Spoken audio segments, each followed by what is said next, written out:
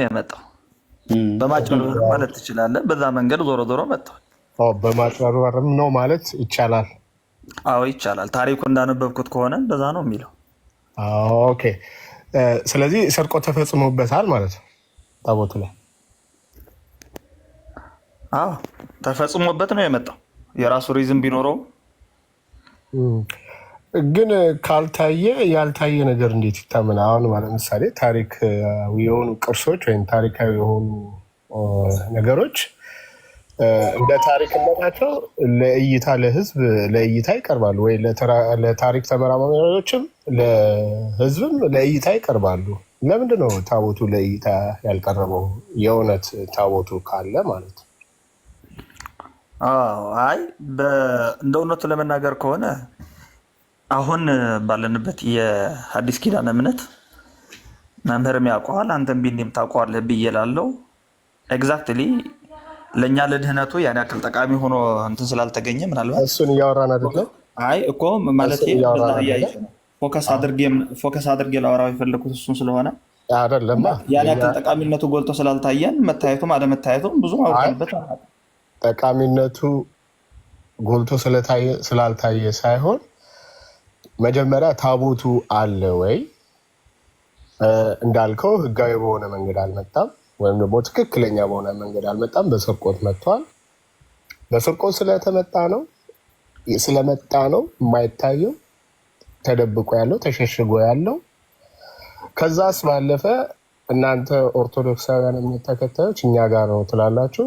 ደግሞ ሌላኛው የተዋህዶ እምነት አራማጅ እህተ ማርያም ታቦቱ እኛ ጋር ነው ያለው ትላለች። ይሄ ደግሞ ገና መግባባት ይፈልጋል ማለት ነው። ታዲያ ለምንድነው ለእይታ ያልቀረበው? ለምንድነው ሰው ያላየው? ለምንድነው የማይታየው? ለምንድነው ያላያችሁትን ያመናችሁት? እናንተ ታቦቱን ማለት እንዳለ ያመናችሁት። ኤግዛክትሊ ማለት እህተ ማርያም የምትላትን እንደ ሪፈረንስ አልጠቀምባትም። እውነቱ ለመናገር ስለ እህተ ማርያም ምንም የሚገደኝ ሆኖ አይደለም። እህተ ማርያም ማን እንደሆነች ማወቅም አልፈልግም። ታቦቱ ከእሷ ጋር የለም። ታቦቱ ያለው አክሱም አካባቢ ነው ያለው። ታቦቱ እሷ ጋር የለም፣ አክሱም ነው ያለው። እሷ ጋር ላለመኖሩ ማስረጃ አለክ? አክሱም ለመኖሩ ነው ማስረጃ ያለኝ። በነገራችን ላይ አክሱም ለመኖሩ ማስረጃ ካለ እኛ የምንፈልገው እሱን አይደለ? ማስረጃ ታውቃለህ? ኤግዛክትሊ አክሱም መጥቶ አክሱም ላይ ማረፉ አክሱም ላይ መኖሩ ሰዎች በቀጥታም ይሁን በተዘዋዋሪ ማረጋገጥ ችለዋል። እስካሁን ያለው ማስረጃ አለክ? አዎ አለኝ። መስጠት ትችላለህ? ማሳየት ትችላለህ? አዎ እችላለሁ። ማለት መናገር እችላለሁ። አሁን ባለሁበት ማሳየት አልችልም፣ መናገር ግን እችላለሁ። ሳይት አድርጎ ማንበብ ለሚፈልግ ሰው ማሳየት እችላለሁ። በምን እንመንክ? ማስረጃውን ካላሳየ መጽሐፍ ነው ማለት ይሄ መጽሐፍ ነው፣ የምናገረው መጽሐፍ ነው። ማንም ሰው ጎግል አድርጎ ማየት የሚችል ነው። ፓርት ኦፍ ሂስትሪ ነው። ማውጣት ትችላለህ። ጎግል እንትን ከሆነ መጽሐፉ ቡክድ ከሆነ መጽሐፉን ማውጣት ትችላለህ። አይ ማውጣቱ መናገር ይችላሉ። አሁን ያለሁበት ቦታ ስላልተመቸኝ ነው እንጂ ሌላ ታይምም ከሰጠኝ እመጣለሁ እኮ። እኔ ምንም ጀኑዊንሊ በሆነ መንገድ ነው እየተናገርኩ ያለው። መጽሐፉ አለ። ከዛ ደግሞ መናገርም ይችላሉ። ቀድምም መምህርም አንስቶ እያወራ ነበረ በክብረ ነገስት። ክብረ ነገስትም አንዱ ታቦተ ጽዮን እንደመጣ ከሚናገሩ መጽሐፍ ነው። እኔ እቀበለዋለሁ በግሌ በታሪክነቱ ደረጃ። ታሪክ እኮ ስትሉ ታሪኩ የተሸሸገ አረጋችሁ። ታሪክ ራሱን የቻለ ማስረጃ አለው። ከሱ አሁን ብንነሳ መታየት አለበት ፊዚካሊ ታቦቱ ማለት ነው። ታቦቱ አክሱም ነው ያለው ተብሎ ይነገራል ወይም ይታመናል በኦርቶዶክሳውያን ዘንድ። ግን ያየው አካል የለም። የሚያያት ያያታል። በነገራችን ላይ ምናልባት ቢኒ ሰምተህ ከሆነ ለምሳሌ ማን ያያታል? ጠባቂዋ። ምኑን ጠባቂዋ? ታቦቱን የሚጠብቅ ካህን፣ የተመረጠው ሰው። ማን ነው? ህዝብ የመረጠው አይደለም፣ ፈጣሪ የመረጠው ሰው ነው። የሚጠብቀው ሰው እንዳለ ማንም ሰው ያውቃል። ወደ አክሱም ስትሄድ ብዙ ፈረንጆች በዚህ ጉዳይ ላይ አንዣበው ይገኛሉ። ማን ይጠብቀዋል? ኤግዛክትሊ ፊዚካሊ ባያዩትም እስከ ጠባቂው ይደርሳሉ። ጠባቂው ማን ነው? ሰው ነው። ሰው ማለት የሚጠብቀው ለጊዜው ይሄ ፊዚካሊ እንትን የሚጠብቅ ተብሎ ማለት እሱን እንትን የሚጠብቀው ሰው ነው። ሰው ካህን ነው ምንድን ነው? ማን ነው? አዎ ካህን ነው። ማንም የሚባል ስሙ የለም፣ አልታወቀም። ይለያያሉ ጭራሽ በየዘመኑ ማለት ነው። አንዱ ሲሞት ለአንዱ አስረክቦ የሚሄድ አቤት ውሸት! አቤት ውሸት! መድኃኔዓለም አቤት ውሸት! አቤት ውሸት! አቤት ውሸት! ምኑ ነው ውሸት መምህር? ህዝቤ ላይ እንደዚህ። እሺ እስቲ ከጳጳሱ የበለጠ ጳጳሱ በማን ነው የሚሾሙት? በሰው ነው በእግዚአብሔር ነው የሚሾሙት? ኖ ጳጳስ አላልኩም። ጳጳስ በማን ነው የሚሾሙት ነው ያልኩህ። አይ እኔ ጳጳስ አልክ አላልኩም። ጳጳስ አልክ አላልኩም። ጳጳስ በማን ነው የሚሾሙት? በሊቀ ጳጳስ ነው። ጳጳስ በሊቀ ጳጳስ ነው። ፓትሪያርኩ ማለት ነው። ፓትሪያርኩማ ሹመታቸው አሁን በሲኖዶሱ ናቸው የሚሾሙት። ኦኬ በሲኖዶሱ ነው። ያ ሹመት የእግዚአብሔር ሹመት ነው አይደለም? አዎ የእግዚአብሔር ሹመት ነው። ሲኖዶሱ በመንፈስ ቅዱስ እመራለሁ ማለት ነው። ሲኖዶሱ በመንፈስ ቅዱስ እመራለሁ ይላል። አዎ ይላል፣ ግን ጎዶሎ የለውም ማለት አልችልም። እሺ ከጳጳሱ የበለጠ ቅድስና ያለው አለ በቤተክርስቲያን ደረጃ? ኤግዛክትሊ በቅድስና ደረጃ ነው። አዎ ሹመት አይደለም ቅድስና። ቅድስና አለ። አዎ አለ። ሹመት አይደለማ ቅድስና። እግዚአብሔር መመረጥ ነው። መንፈስ ቅዱስ ያደረበት ሰው ከጳጳሱ ከምንም ተሿሚ ከምድር ያለው ሊበልጥ ይችላል።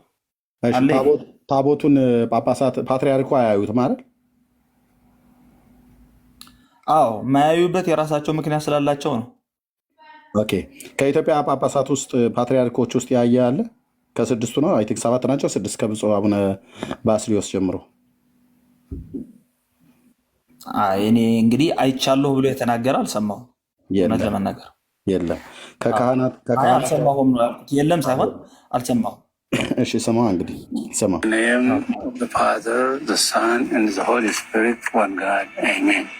I wanted to ask you about the legend of King Solomon and the Queen of Sheba, because, of course, it is believed that their son, Menelik, brought the Ark of the Covenant to Ethiopia. Do you have no doubt that the Ark of the Covenant is in there? No doubt, yes. Have you, as the patriarch, seen it? Our forefathers saw it. But I am not yet. But everyone accepted the presence of the Ark of the Covenant is in Aksum. And so we believe strongly that the Ark of the Covenant is here in Aksum. Okay. እሳቸው አላዩትም እንደተጠየቁት በፓትሪያርክነቱ በእርሱ ስልጣን አይተውታል የተባሉ አላየሁትም አለው። አዎ አለ። አባቶቻችን አይተውታል። እኔ ግን የማየት እድሉ አልገጠመኝም፣ አላየሁትም። ግን ታቦቱ ግን አለ፣ ህዝቡም እንዳለ ነው የሚያምነው አሉ። ከጳጳሳት ውስጥ እስከሳቸው ጀምሮ ከብፁዕነታቸው ጀምሮ ሁሉም ጳጳሳት ፓትሪያርክ አላዩትም። ታቦቱ በህዝብ ዘንድ ታይቶ አይታወቅም። ታቦቱ ከኢትዮጵያ ከእስራኤል ወደ ኢትዮጵያ መጣ ብላችሁ የምትሉበት ዘመን የዛሬ 3000 ዓመት ነው። በገብረ ነገሥት ሳይት እንደተደረገው በዚህ 3000 ዓመት ውስጥ ጳጳስ የማያየው ህዝብ የማያየው ግን አለን ብላችሁ የምትሉት ማለት ነው። አዎ አለ ለማለት መጀመሪያ ታሪክ ነው ሪፈረንስ ያደረግነው። በነገራችን ላይ እንደመጣ መጽሐፉ ነው የተናገረው። ቀደምም ገብረ ነገሥት ማነው የጻፈው ምናምን ስትል ነበረ። በኢትዮጵያ በኩል አመጣጡ በምንድን ነው ያልከው? ያው ቃሉ አመጣጡ ቅድም ነው። በማጭበርበር ነው ብለሃል። ያው በስርቆት ማለት ነው አይደል? አዎ ኤግዛክትሊ ሲመጣ፣ ምክንያቱም እሱ እንዳልሰጣቸው ይናገራል መጽሐፉ። እኔ እኮ አይደለሁም እኮ። ስለዚህ መጽሐፉ ስለሚናገር በስርቆት ነው አይደል የመጣው ማለት ትችላለህ። አዎ ትክክል ነው ማለት ትችላለህ። አይደለም ታሪኩ እንዳነበብ ነው ማለት ነው። ታሪኩ እንዳነበብኩትም እንደዛ ነው። ሶሎሞን የሰጣቸው ሌላ ሆኖ ሳለ አገላብጠው እንዳመጡት ነው የሚናገረው። በስርቆት ማለት ነው። አዎ ስርቆት በእግዚአብሔር ፊት ጽድቅ ነው። አዎ ጽድቅ ነው። ጽድቅ ነው። ታቦቱ የሚገባቸው ሰዎች መያዝ ሳይችሉ ሲቀር ተላልፎ የተሰጠ ነው። በስርቆት ውስጥ መላእክት ተሳትፎበታል አይደል? ለቅዱስ ሚካኤል ሌባ ነበር አይደል? በመጽሐፍ ስርቆት አይደለም። ይኸውልህ ስማኝ፣ እዚህ ላይ በስርቆት ነው አይደለም። ስርቆት የተፈጸመበት ምክንያት ለምሳሌ ታቦተ ጽዮን መጽሐፉ እዚህ ስሬ ስላለ ምንም ቆላ አደጋ አንልም። ብራዘር ቆላ አደጋ አላልኩም እኮ ቅዱስ ሚካኤል መልአኩ ሌባ ነው አይደል? በእናንተ መጽሐፍት ውስጥ እዚህ ውስጥ እንደተጻፈው ሌባ ሆኖ አይደለም፣ ተላልፎ ነው የተሰጠው ታቦቱ ለኢትዮጵያውያን። ኦኬ። የቅዱስ ሚካኤል ድርሻው ምን ነበር? በዚህ ታሪክ ውስጥ እንደተጻፈው ጠባቂያቸው ነበረ፣ ይዞ ለሚመጡ ሰዎች ነው። የቤተ መቅደሱን በር ክፈትና ግባ ብሎ ያለው ማን ነው? አይ እኔ እሱን ፓርት አላስታውሰውም፣ ግን ሊቀ ካህናቱ ሷፕ አድርጎ ሲያመጣው ማን ነበረ ቤተ መቅደሱን በር እንዲከፍት የተናገረው? እሱን ፓርት አላስታውስኩትም አልኩህ። ለሳዶቅ ልጅ ነው አይደል? ለአዛሪያስ ነው አይደል ያለው? ለአዛሪያስ ለሊቀ ካህናቱ። ሳዶቅ ሊቀ ካህኑ ነው አይደል? አዛሪያስ ደግሞ የተባለው የካህኑ የሳዶቅ ልጅ ነው። የሳዶቅ ልጅ ነበር። ትዝ አለኝ። ኤልሚያኖስንና ማክሪ የሚባሉትን አንቃ ይላል አይደል? አገልጋዮቹ። ይህንን ያለው ማን ነው? እኔ እንጃ፣ እሱን ትዝ አይለኝም። ማርያምን አላስታውሰው ፓርቱን። ግን ቅዱስ ሚካኤል ነው ካልከኝ የምቀበልሃለሁ እኮ ምንም ችግር የለም። አይ ኖ የታሪኩ ክፍል አሁን ረዥም ጊዜ ሆኗል ካነበብኩትም ብዬ ነው። ኦኬ። መልአኩ የቤተ መቅደሱን በር ከፍትልሃለሁ ብሎ እንዳለ እንትን አላልክም? አላወቅም? አይ ትዝ አላለኝም። አሁን ግን እየነገርከኝ ካለው ካለ እኔ አምናለሁ። ምንም ችግር የለውም። ዛሴት አለ ነው። ሚካኤል አሁን እንደተጻፈው ባሳይህ ሚካኤል ሌባ ነው? ሌባ አይደለም። ይሄ የታቦተ ጽዮኑ አመጣጥ ታሪክ ስርቆት ነው ስልህ ለግለሰቦች ነው እንጂ ታቦተ ጽዮኑ ለምሳሌ ማን ነው በእንደዚህ አይነት ምልክት ታቦቱን ሰሩ ብሎ ያለው? ማን ምልክቱ ማለት ታቦቱን በእንደዚህ አይነት መልክ ከቤተ መቅደስ ውስጥ አውጥተህ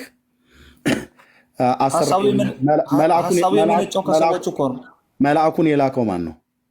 አይ እሱማ እግዚአብሔር ነው የሚልከው። መልአክ የሚልከው እግዚአብሔር ነው። ስለዚህ ቅዱስ ሚካኤል ታቦቱን እንዲሰርቅ ነው አይደል? ከነ ማክሪና ከነ ኤልሚያኖስ ጋራ እንዲሰርቅ ነው አይደል? ቅዱስ ሚካኤልን የላከው እግዚአብሔር። እንዴት እንደሚያወጡት ነው የነገራቸው ወይስ ሀሳቡ ሰዎቹን ያመጡት እኮ? ታሪኩን አንብበኋላ። በሌሊት መጥቶ መልአኩ ለካህኑ ለሳዶቅ ልጅ ለአዛሪያስ ምን ብሎ ነው ያለው እኮ? እንደነገርከኝ ከሆነ እንደነገርኩ አይደለም፣ መጽሐፉን እንዳነበብከው መጽሐፉ ክብረ ነገሥት እንደተነበበ በኢትዮጵያ የቅዱስ ሚካኤል ፓርቶት ትዝ አላለኝም መምህርዬ። ምንድነው እኔ እኮ ለመጠምዘዝ ፈልጌ አይደለም። ካለህም ብታነብልኝ እሰማዋለሁ። ችግር የለም። እናንብብልህ።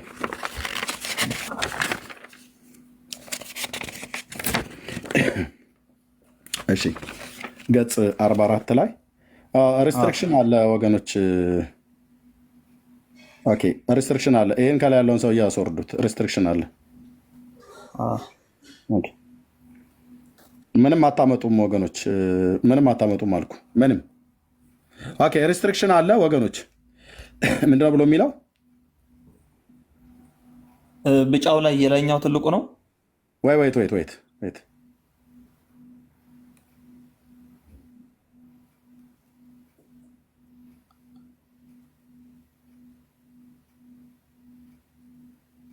ኦኬ እሺ ሪስትሪክሽን አለ ወገኖች። ያቺ የቲክታክ ምልክት ሳይኗን እዚች ላይ አድርጓት። ቲክታክ ምልክት ሳይን ያለችዋን $3 ነው የምትሸጠው። እሷን ጊፍት መስጠት የምትችሉ የቲክታኳን ብቻ ወገኖች። አየህ እዚህ ገብተው ሞግቱ ተብለው ሲባሉ ሪፖርት አድርገዋል። ምድረ ማፈሪያ ሁሉ ማለት ነው። በእውቀት ሞግቱ እንጂ የተባላችሁት ሪፖርት አድርጉ ማለት አይደለም። የትም ይሁን የትም በዚህ ብታዘጉ በቴሌቪዥን እናወጣባችኋለን። የዘመናት ጉዳችሁን። ያው ገጽ 44 ክብረ ነገሥት ጽዮን ላይ እንደመከሩ ይላል። አዛሪያስም ሌሊት ተኝቶ ሳለ ማን ተገለጠለት ይላል? የእግዚአብሔር መልአክ ተገለጸለትና በየዓመቱ ለኃጢአታቸው የሚቀርቡ 4 ፍየሎችን ለአንተ ለኤርሚያስ ለአብሲና ለማክሪን ውሰድ፣ እንደዚሁም ደግሞ የዓመቱን 4 ንጹህ በጎችን ትወስዳለህ ይላል። የምትችሉ ታብታብ አድርጉት፣ ኮፕሊንክ ሼር አድርጉልኝ። ወደ 1 ሚሊዮን ይግባ። እዚህ ያላቸው 1000 ሰዎች ኮፕሊንኩ 12000 ነው። ፕሊስ የቲክታክ ምልክት ሳይኗን እሷን ቴንኪው ተባረክ ወገኖች። ሜላላ ተባረክ እህቴ፣ ሰናይ ተባረክ ወንድምነት ቴንኪው፣ ጸጋ ይብዛላችሁ። እቺ የቲክታክ ምልክቷ ማለት ነው። ሌላ ትልቅ ጊፍት እንዳሰጡ። ኦኬ እዚህ ጋር ትወስዳለህ አለው። ከዛ መልአኩ ተገለጠለትና በጣም ሰፊ ነው ምክሩ። ከዛ መስዋዕትን ትሰዋለህ አለው። ከዛ አዛርያስም ከእንቅልፉ በነቃ ጊዜ ፈጽሞ ደስ አለው፣ በህሊናው በራ። የእግዚአብሔር መልአክ በሌሊት ባሳየውም ሁሉ እንደባረከው እንዳጽናናው እንዳስገነዘበው አሰበ ምናምን ነገር ብሎ ይላል። ከዛ የእግዚአብሔር መልአክ ባዘዘው መሰረት እነሆ የእግዚአብሔር መልአክ ለአዛርያስ ደግሞ ታየው። ሚዩት አርገው፣ አንተ ጋር ሚዩት አርገው ማይከን። ለአዛርያስ ደግሞ ታየው፣ በላዩም ላይ እንደ እሳት ምሰሶ ወጣ፣ በብርሃኑም ቤት መላ። አዛርያስንም አስነስቶ ቁም፣ ጽና፣ ወንድምህን ኤልሚያኖስንና አብሲንን ማክሪን አንቃ፣ እነዚህን ሁለት የድንጋይ የእንጨት ነው እነዚህን ጽላቶች የእንጨቶችን ውሰዱ፣ ታቦተ ሕግንም ውሰዳት፣ እኔም የቤተ መቅደስን በሮች ከፍትልሃለሁ አለው። እኔም የቤተ መቅደስን በሮች ከፍትልሃለሁ ብሎ ያለው ማን ነው? መልአኩ ነው አይደል? አሁን ማይክን ክፈተው። የቤተ መቅደሱን በሮች የከፈተለት ማን ነው ማለት ነው? መልአኩ ነው። ከፍትልሃለሁ ያለው መልአኩ የታየው። ከዛ የእግዚአብሔርንም ታቦት ሕግ ውሰዳት አለው አይደል? ኦኬ። ያለ ደዌ ያለ ሕማም ትወስዳታለህ፣ እኔም ለዘላለም ከሷ ጋር እንድኖር በአነዋዋሪ በአያያዟን መሪ እንደሆንልህ ከእግዚአብሔር ታዝዣለሁ አለው አይደል? እያለ ነው። ስለዚህ ያን ጊዜ እግዚአብሔር መልአክ ይጠብቃት ነበርና እንደ ቅጽበተ ዓይን ተነሳች፣ እግዚአብሔር ባይፈቅድ ባልተነሳች ነበር ይላል። ኦኬ። ይሄ መልአክ ቤተ መቅደሱን በር ከፍቷል አይደል? በሌሊት ነው አይደል ያደረጉት? በሌሊት ነው ያደረጉት። በሌሊት የሚያደርግ ሰው ሌባ ነው? ሌባ አይደለም። እኔ እኮ ብያለሁ፣ መጀመሪያ ሲመጣ መጨበርበር አለበት ብያለሁ። ሌባ ነው? ሌባ አይደለም። በሌሊት የሚሰርቅ በሌሊት ያደረገበት ለመልአኩ መቼስ እኔ ሌባ ነው ብዬ ልዳፈራ አልችልም። ፈቃዱ ስለሆነ ፈቃዴ ከሆነ ነው። በሌሊት መሆን ያስፈለገው ለምንድን ነው? ለምን በቀን ንጉሱ ሰለሞን ባለበት፣ ነቢዩ ናታን ባለበት፣ ካህኑ ሳዶቅ ባለበት ለምን አላደረጉትም? ለምንድን ነው በቀን ያላደረገው መልአኩ? ለምን በሌሊት አደረገው? አልፈቀዱላቸውም ነበረ። እንደውም ተከትሏቸው አልነበረም። በታሪኩ ካነበብኩት ከሆነ እስከ ግብፅ ስላልፈቀዱላቸው፣ ስለዚህ በስርቆት ነው ማለት ነው የወሰዱት።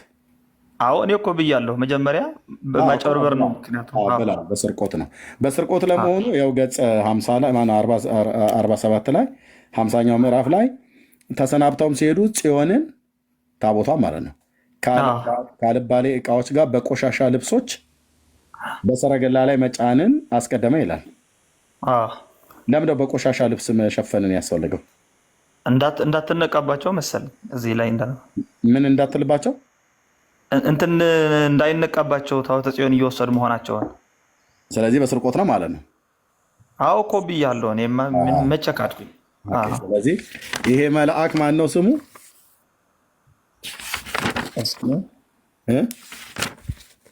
እኔ እንጃ አላየሁትም። ይሄን ምንም የመልአኩ ነገር አላስታውስም ነበር እስካሁን። ገጽ 50 ላይ ካህኑ ሳዶቅም ሄደ፣ የጽዮንን ልብሶን ሰጠው፣ ሰለሞንም የነገረውን ሁሉ አዘዘው። የሰለሞን ልጅ ዳዊትም በዚሁ ተደሰተ፣ እጅግም አደነቀ። የእግዚአብሔርን ታቦተ ሕግ በማመን ይህችም እመቤታችን ትሁን አለ። አዛርያስም በአባቴ ፊት በልብሱ ተደሰትኩ፣ ይልቁንም በልብሱ እመቤቴ እንዴት በተደሰትክ አለው። አባቱ በእውነትም በልብሱ እመቤቴን ይበልጥ በተደሰተ በሁላችሁም በተገዛ አገሩን ባልሄደ አለው።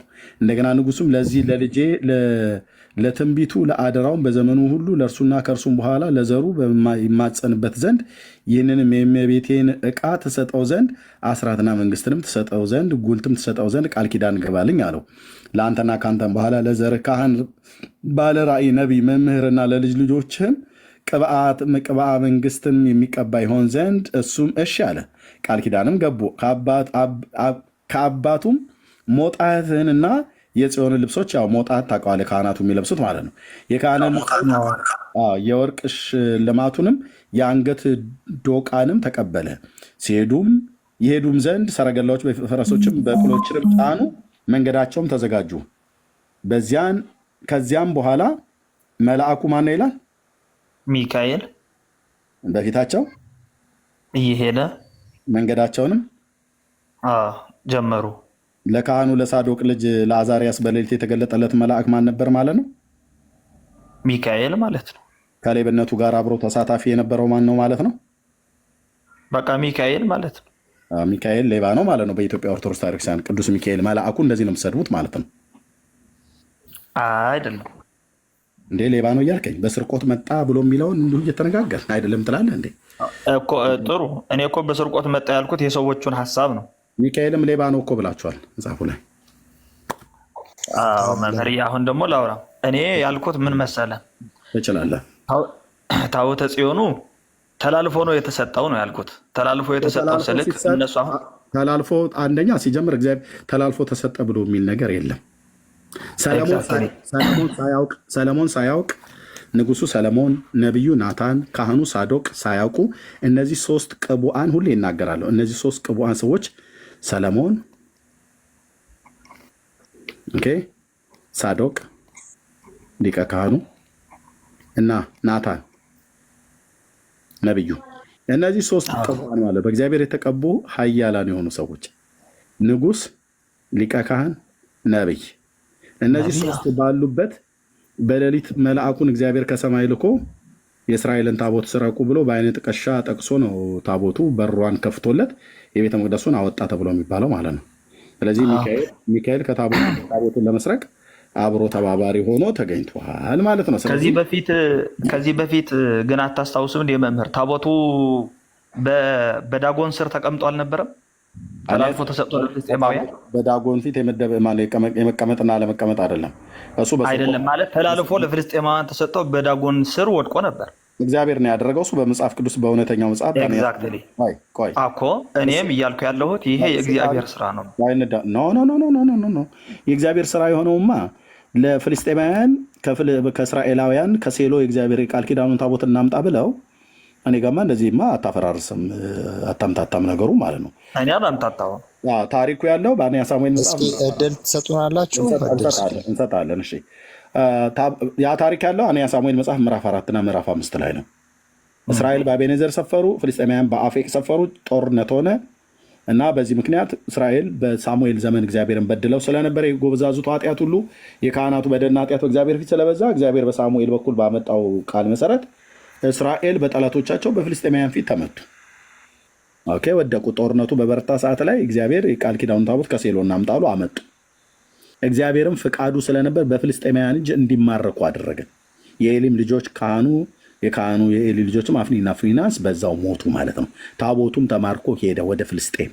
በጌት አኖሩት። የእግዚአብሔር ፍቃድ ነበር በአዛጦን ማለት ነው። በጌታ በአዛጦን የፍልስጤም ከተሞች የተባሉበት። ከዛስ ዳጎንን አብረው አኖሩት። የእግዚአብሔር ቃል ኪዳኑ ታቦት ሰባብሮ ጣለው። እሱ በሳሙኤል መጽሐፍት ላይ በስርዓት በአምላካችን በእግዚአብሔር ቃል ላይ የተጻፈ ነው። የእናንተ ስርቆት ግን በመጽሐፍ ቅዱስ ውስጥ እኮ አልተጻፈም። አይደለም የእግዚአብሔር ፈቃድ ሲሆን እስራኤላውያን ወድቀው ሲገኙ በፍልስጤማውያን የእግዚአብሔር ፈቃድ ነው አልከኝ። የእግዚአብሔር ፈቃድ መሆኑን በምን አወቅ ነው? ያኛው የእግዚአብሔር ፈቃድ መሆኑ በሳሙኤል መጽሐፍ ላይ ተጽፏል።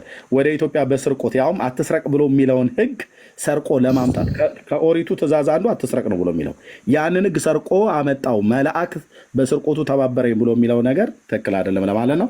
እኔ እናንተ እንቀጥላለን በኋላ። ሽመዲ ወንድምነት ብሩኬ አውራው ከላይ ያለውን እንግዳ ወንድምነት ጥያቄ ነበር ልጠይቅና አንድ ላይ ቢመልሱ ደስ ይለኛል። ትችያለሽ። ኦርቶዶክስ አማኝ ነሽ? ተነገሪያቸው። ኦርቶዶክስ ነኝ። ወንድምነት አለ? ቆይ ሀሴት ወንድምነት አለ? ብሩኬ አለሁኝ። እሺ ሀሴት እየጠይቅና ካሹ ጋር አውሩ። ጋይድ በኋላ ሽሞዲ እናወራለን። እዚህ ሆነ ቴንኪው። በዚሁ ሀሳብ ላይ ማለት ነው። ጠይቂ። ከዛ ብሩኬ ካሹ ጋር አወራለን። እሺ ታቦቱ ማለት አሹ ከኦርቶዶክስ ነው አይደለ? ሀሲ ጠይቂና ከብሩኬ ጋር ይቀጥሉ። ጋይድ አክሱም ነው ያለው እና ያሉት ግን አሁን ታዲያ ክብረ በዓል ምናምን ስናስገባ ስናነግስ በየቤተክርስቲያኑ የለም እያላችሁ ነው ወይስ አለ? እንደዛ ከሆነ ደግሞ ሰዎች ያውታል። አንደኛ ጥያቄ ይሄ ነው። አለ ወይስ የለም ቤተክርስቲያን ውስጥ በዓል እንደ ስናከብር የምናከብረው ማለት ነው። ሁለተኛ ደግሞ ያኛው ልጅ የገባው ልጅ በጎጃም በጎንደር ሲዞር ነበር ይላል። ማለት ሲዞር ማለት አልገባኝም፣ ግልጽ እንድታደርጉልኝ ነው። እግር አለው የሚሄድ ነው ወይስ ሰው ተሸክሞት የሚሄደው ነው? ይሄንም ግልጽ እንድታደርጉልኝ እና ደግሞ አሁን የማርያም ያሴማት ታቦት አለ እዚህኛ ጋር ማለት ነው። ኢትዮጵያ ውስጥ ነው ታቦት ያለው፣ ሌላ ሀገር ታቦት የለም። ይሄንንም ያ መልሱልኝ። እሺ ወንድነት ቀጥሉ ብርኬ። እሺ በቃ ያው ይመልሱልሻል በመሃል ታቦት አለ ወይ ብለሽ ጠየቅሽ። ሌሎቹ ጋር የአዲስ ኪዳኑን ነው መሰለኝ፣ እሱም ይመልሱልሻል። ሌላ በእግሩ ነው ወይ የሄደው የሚል ነው ሌላ ጥያቄዋ፣ ወይስ ተሸክሞት የሚል ነው። እሱንም ይመልሱልሻል። አሹ እንኳን ደህና መጣክ።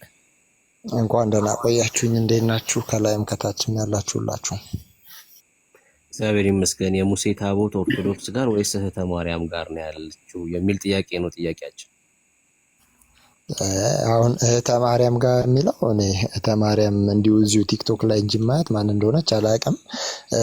ግን ምንድነው በታሪክ የግድ ታሪክ መጽሐፍ ቅዱስ ላይ ብቻ የተጻፈ ነው ካልን ሌላ ታሪኮችን ላናነብ ነው፣ ሪፈር ላናረግ ነው ማለት ነው ያስብላል። ጥያቄው የት ነው የሚለውን መጀመሪያ መልስና አክሱም ጽዮን አለ። በቃ በታሪክ እንዳነበብ ነው አክሱም ጽዮን አለ ተብሎ ነው የምናውቀው በታሪክ። አሁን አንተ እያልክ ያለው በኢትዮጵያ ኦርቶዶክስ ነው ያለው ታቦቱ ነው? አዎ አለ። ታሪክ ከመጽሐፍ ቅዱስ ጋር የሚጋጭ ከሆነ የትኛው ነው ትክክል የሚሆነው?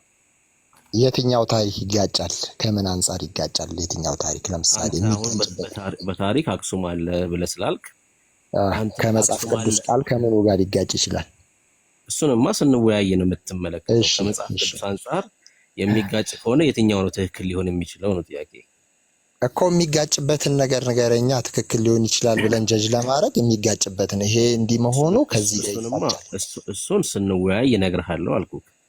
የቱ ነው ትክክል ሊሆን የሚችለው ግን? ታሪኩ ነው ወይስ መጽሐፍ ቅዱስ ነው ትክክል የሚሆነው?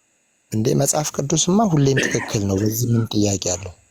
በቃ እሱን ነው የጠየቀው። እሺ አንተ ከታሪክ አንጻር ኢትዮጵያ ስለመምጣቱ የሚያሳይልን ሐሳብ ንገረኝ።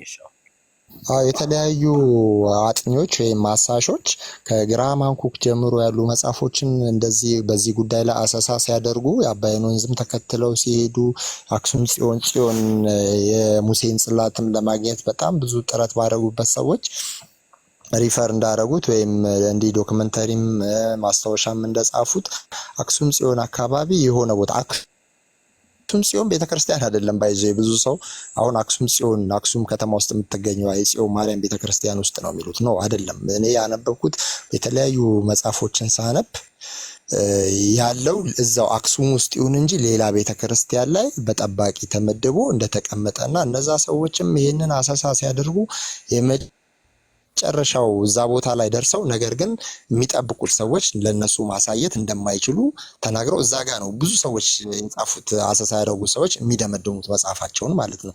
ስለዚህ ሄደን ባናየውም የማየት እድሉን ባናገኝም በታሪክ ምክንያቱም ታሪክን እንደ ሪፈረንስ ስለምንጠቀምበት አለ በቃ አክሱም ውስጥ አለ ብለን እናምናለን። ግን ምንድነው አሁን የአክሱም ጽዮን ውስጥ የሙሴ ታቦት አለ የለም የሚለው ምን አሁን እኮ የሙሴን የኦሪትን ሕግ አሁን እየተፈጸመበት ለቤተክርስቲያን አገልግሎት አይውልም፣ ቅርስ ነው። እሱ ሌላ ጉዳይ ነው። እሱ ሁለተኛ ነው። ወደ ሁለተኛው ሐሳብ ከመሄድ በፊት የመጀመሪያው ሐሳብ የተናገርከው ላይ እናውራ። መጀመሪያ በጽዮን ሳይሆን ያለው ሌላ ቤተክርስቲያን ነው አክሱም ውስጥ ሆኖ በሌላ ቤተክርስቲያን ውስጥ ነው የሚገኘው የሚል ሐሳብ ነው ያነሳው። አንተ ካነበብከው ታሪክ አንጻር በማን አማካኝነት ነው ታቦቱ ወደ ኢትዮጵያ መጣ ብሎ የሚናገረው? በሚኒሊክ በፈርስት ታቦቱን ወደ ኢትዮጵያ ይዞ የመጣው ማን ነው? ሚኒሊክ። ማን ነው ሚኒሊክ? ሚኒሊክ የሰለሞን የሳባ ልጅ ይመስለኛል አይደል? የንግስት ሳባ ልጅ እዛ የሰለሞን ልጅ ማለት ነው። ከኢትዮጵያዊቷ እንትን ለጎበኝ ሄዳ የተወለደው ልጅ እሱ ነው። ሲመጣ እንግዲህ ይዞት የመጣው እስኪ ማስረጃ አስተኝ። ሚኒሊክ የሚባል ልጅ ሰለሞን እንዳለው ከመጽሐፍ ቅዱስ ማስረጃ አስተኝ። እንዴ ከታሪክ ነው መሰጠህ እኮ ተነገርኩ እኮ መጽሐፍ ቅዱስ ላይ የግድ ታሪክ መጻፍ የለበትም። እንደዚያ ካልንማ እኮ ብዙ ነገሮችን በቃ አሁን የሚደረጉ ታምራቶችን ይኸውልህ አሁን ብሩክ የሳባዋ ንግስት እየሰማህ አንዴ ስማኛ። ያ ማለት ከመጽሐፍ ቅዱስ ምንም ማስረጃ አልሰጠም እያልከኝ ነው? የሳባዋ ንግስት ሰለሞንን ለመጎብኘት እንደሄደች ኖ አይደለም አላልኩም። ከመጽሐፍ ቅዱስ ጋር የሚገናኝ ነገር ሲኖር ከመጽሐፍ ቅዱስ ማስረጃ ይሰጣል። ካልሆነ ግን ታሪኮችን እንጠቅሳለን። አለዚያ በዚህ ጊዜ ይደረጋሉ የሚደረጉትን ታምራቶች መጽሐፍ ቅዱስ ላይ የታሉ ብለን ልንጠይቅ ነው ማለት ነው። ስለዚህ እግዚአብሔር እየሰራ አይደለም ልትል ነው መጽሐፍ ቅዱስ። አንዴ ስማኝ። አሁን ያነሳው ሐሳብ መጽሐፍ ቅዱሳዊ ሐሳብ ስለሆነ ማስረጃ ስጠኝ። የሳባዋ ንግስት ሄደችና ስማኛ፣ የሳባዋ ንግስት ሄደችና ከሰለሞን ሚኒሊክ የሚባል ልጅ ወለደች አልክ። የሳባዋ ንግስት ወደ ሰለሞን መሄዷን ምናምን መጽሐፍ ቅዱሳችን ይናገራል ለመጎብኘት እንደሄደች። በሄደችበት ሰዓት ሚኒሊክ የሚባል ልጅ ከሰለሞን መውለዷን የሚያሳይ ሐሳብ ከመጽሐፍ ቅዱስ ያሳየኝ ነው ጥያቄ። እንደዛ እንኳን እንትን ያልኩት ነገር የለም፣ ከመጽሐፍ ቅዱስ ላሳይ የሚችለው ነገር የለም። ግን ካነበብኩት ታሪክ እንደዛ ያለ ነገር አንብቤያለሁ። ሚኒሊክ የሚባል ታሪክ ብቻ ከምታነብ አሁን መጽሐፍ ቅዱስ ስም ብታነብ አሁን አትቸገርም ነበር። አሁን እንዲህ ያለህበትን አቋም አይኖርህም ነበር መጽሐፍ ቅዱስን አንብበህ ቢሆን ኖሮ። ሲጀምር ይኸውልህ የሳባ ንግስት የምትባል ኢትዮጵያዊ የለችም። እንደዛ ብትባል ኢትዮጵያዊ ራሱ የለችም። አሁን ይሄ መጽሐፍ ቅዱስን ያለ ማንበብ ነው። ታሪክ ላይ ስለሆንክ ነው ያለው አንተ እንጂ መጽሐፍ ቅዱስ ላይ የሳባ ንግስት ወይ ደግሞ ሳባ የምትባልም ንግስት የለችም። ብሩኬ ከመጽሐፍ ቅዱስ ሳባ የምትባል ንግስት የለችም ብለህ እስኪያሳየን ሚዩት አድርገው አጣ ነው። አንተ ደግሞ ሁሌ በቃ መረበሽ ነው። ተራ ሲሰጥት ታወራለህ ከኔ ጋር። አሹ ይኸውልህ ሳባ የምትባል ንግስት የለችም መጽሐፍ ቅዱሳችን ላይ ያለችው የሳባ ንግስት ነው። የሳባውያን ንግስት ነው ያለችው እኮ። ማክዳ አለች እኮ ማክዳ፣ የሳባ ንግስት ማክዳ። የማን ንግስት? ንግስት ማክዳ የማን ንግስት ናት? የሳባውያን ንግስት ናት አይደል? እንጂ የኢትዮጵያ ንግስት አይደለችም። የሳባውያን ንግስት ናት ወደ ሰለሞን የሄደችው እንጂ የኢትዮጵያ ንግስት አይደለችም። የኢትዮጵያ ንግስት ወደ ሚኒሊክ ሄደች ሳይሆን የሚለው የሳባ ንግስት ነው። ሳባውያን ወደ ሚኒሊክ ሄደች አላልኩም። ወደ ሰለሞን ሄደችው። አንተ ሚኒሊክ የሚባል ልጅ ወለደች ያልከው ማለት ነው። ሰው መጽሐፍ ቅዱሳዊ አይደለም እሱ በራሱ ማለት ነው። እሱ በራሱ መጽሐፍ ቅዱሳዊ አይደለም ሐሳቡ። ሁለተኛውን ሐሳብ ደግሞ ላሳይክ። በሚኒሊክ አማካኝነት ነው ታቦቱ የመጣው ስትል ሰለሞን በነበረበት ጊዜ ነው አይደለ? ታቦቱ ወደ ኢትዮጵያ የመጣው አባቱ በነበረበት ጊዜ ወደ ሀገሩ ሲሸኘው ማለት ነው። ሰለሞን እያለ ነው ታቦቱን የሰጠው። ታቦቱን አይደለም የሰጠው ልጁ። ያው ቅድም ኤርሚያስ እንዳነበበልህ ሰርቆ አይነት ታሪክ አለው። ሚኒሊክ ሰርቆ እንዳመጣው ማለት ነው። ሚኒሊክ ሰርቆ ነው ያመጣው።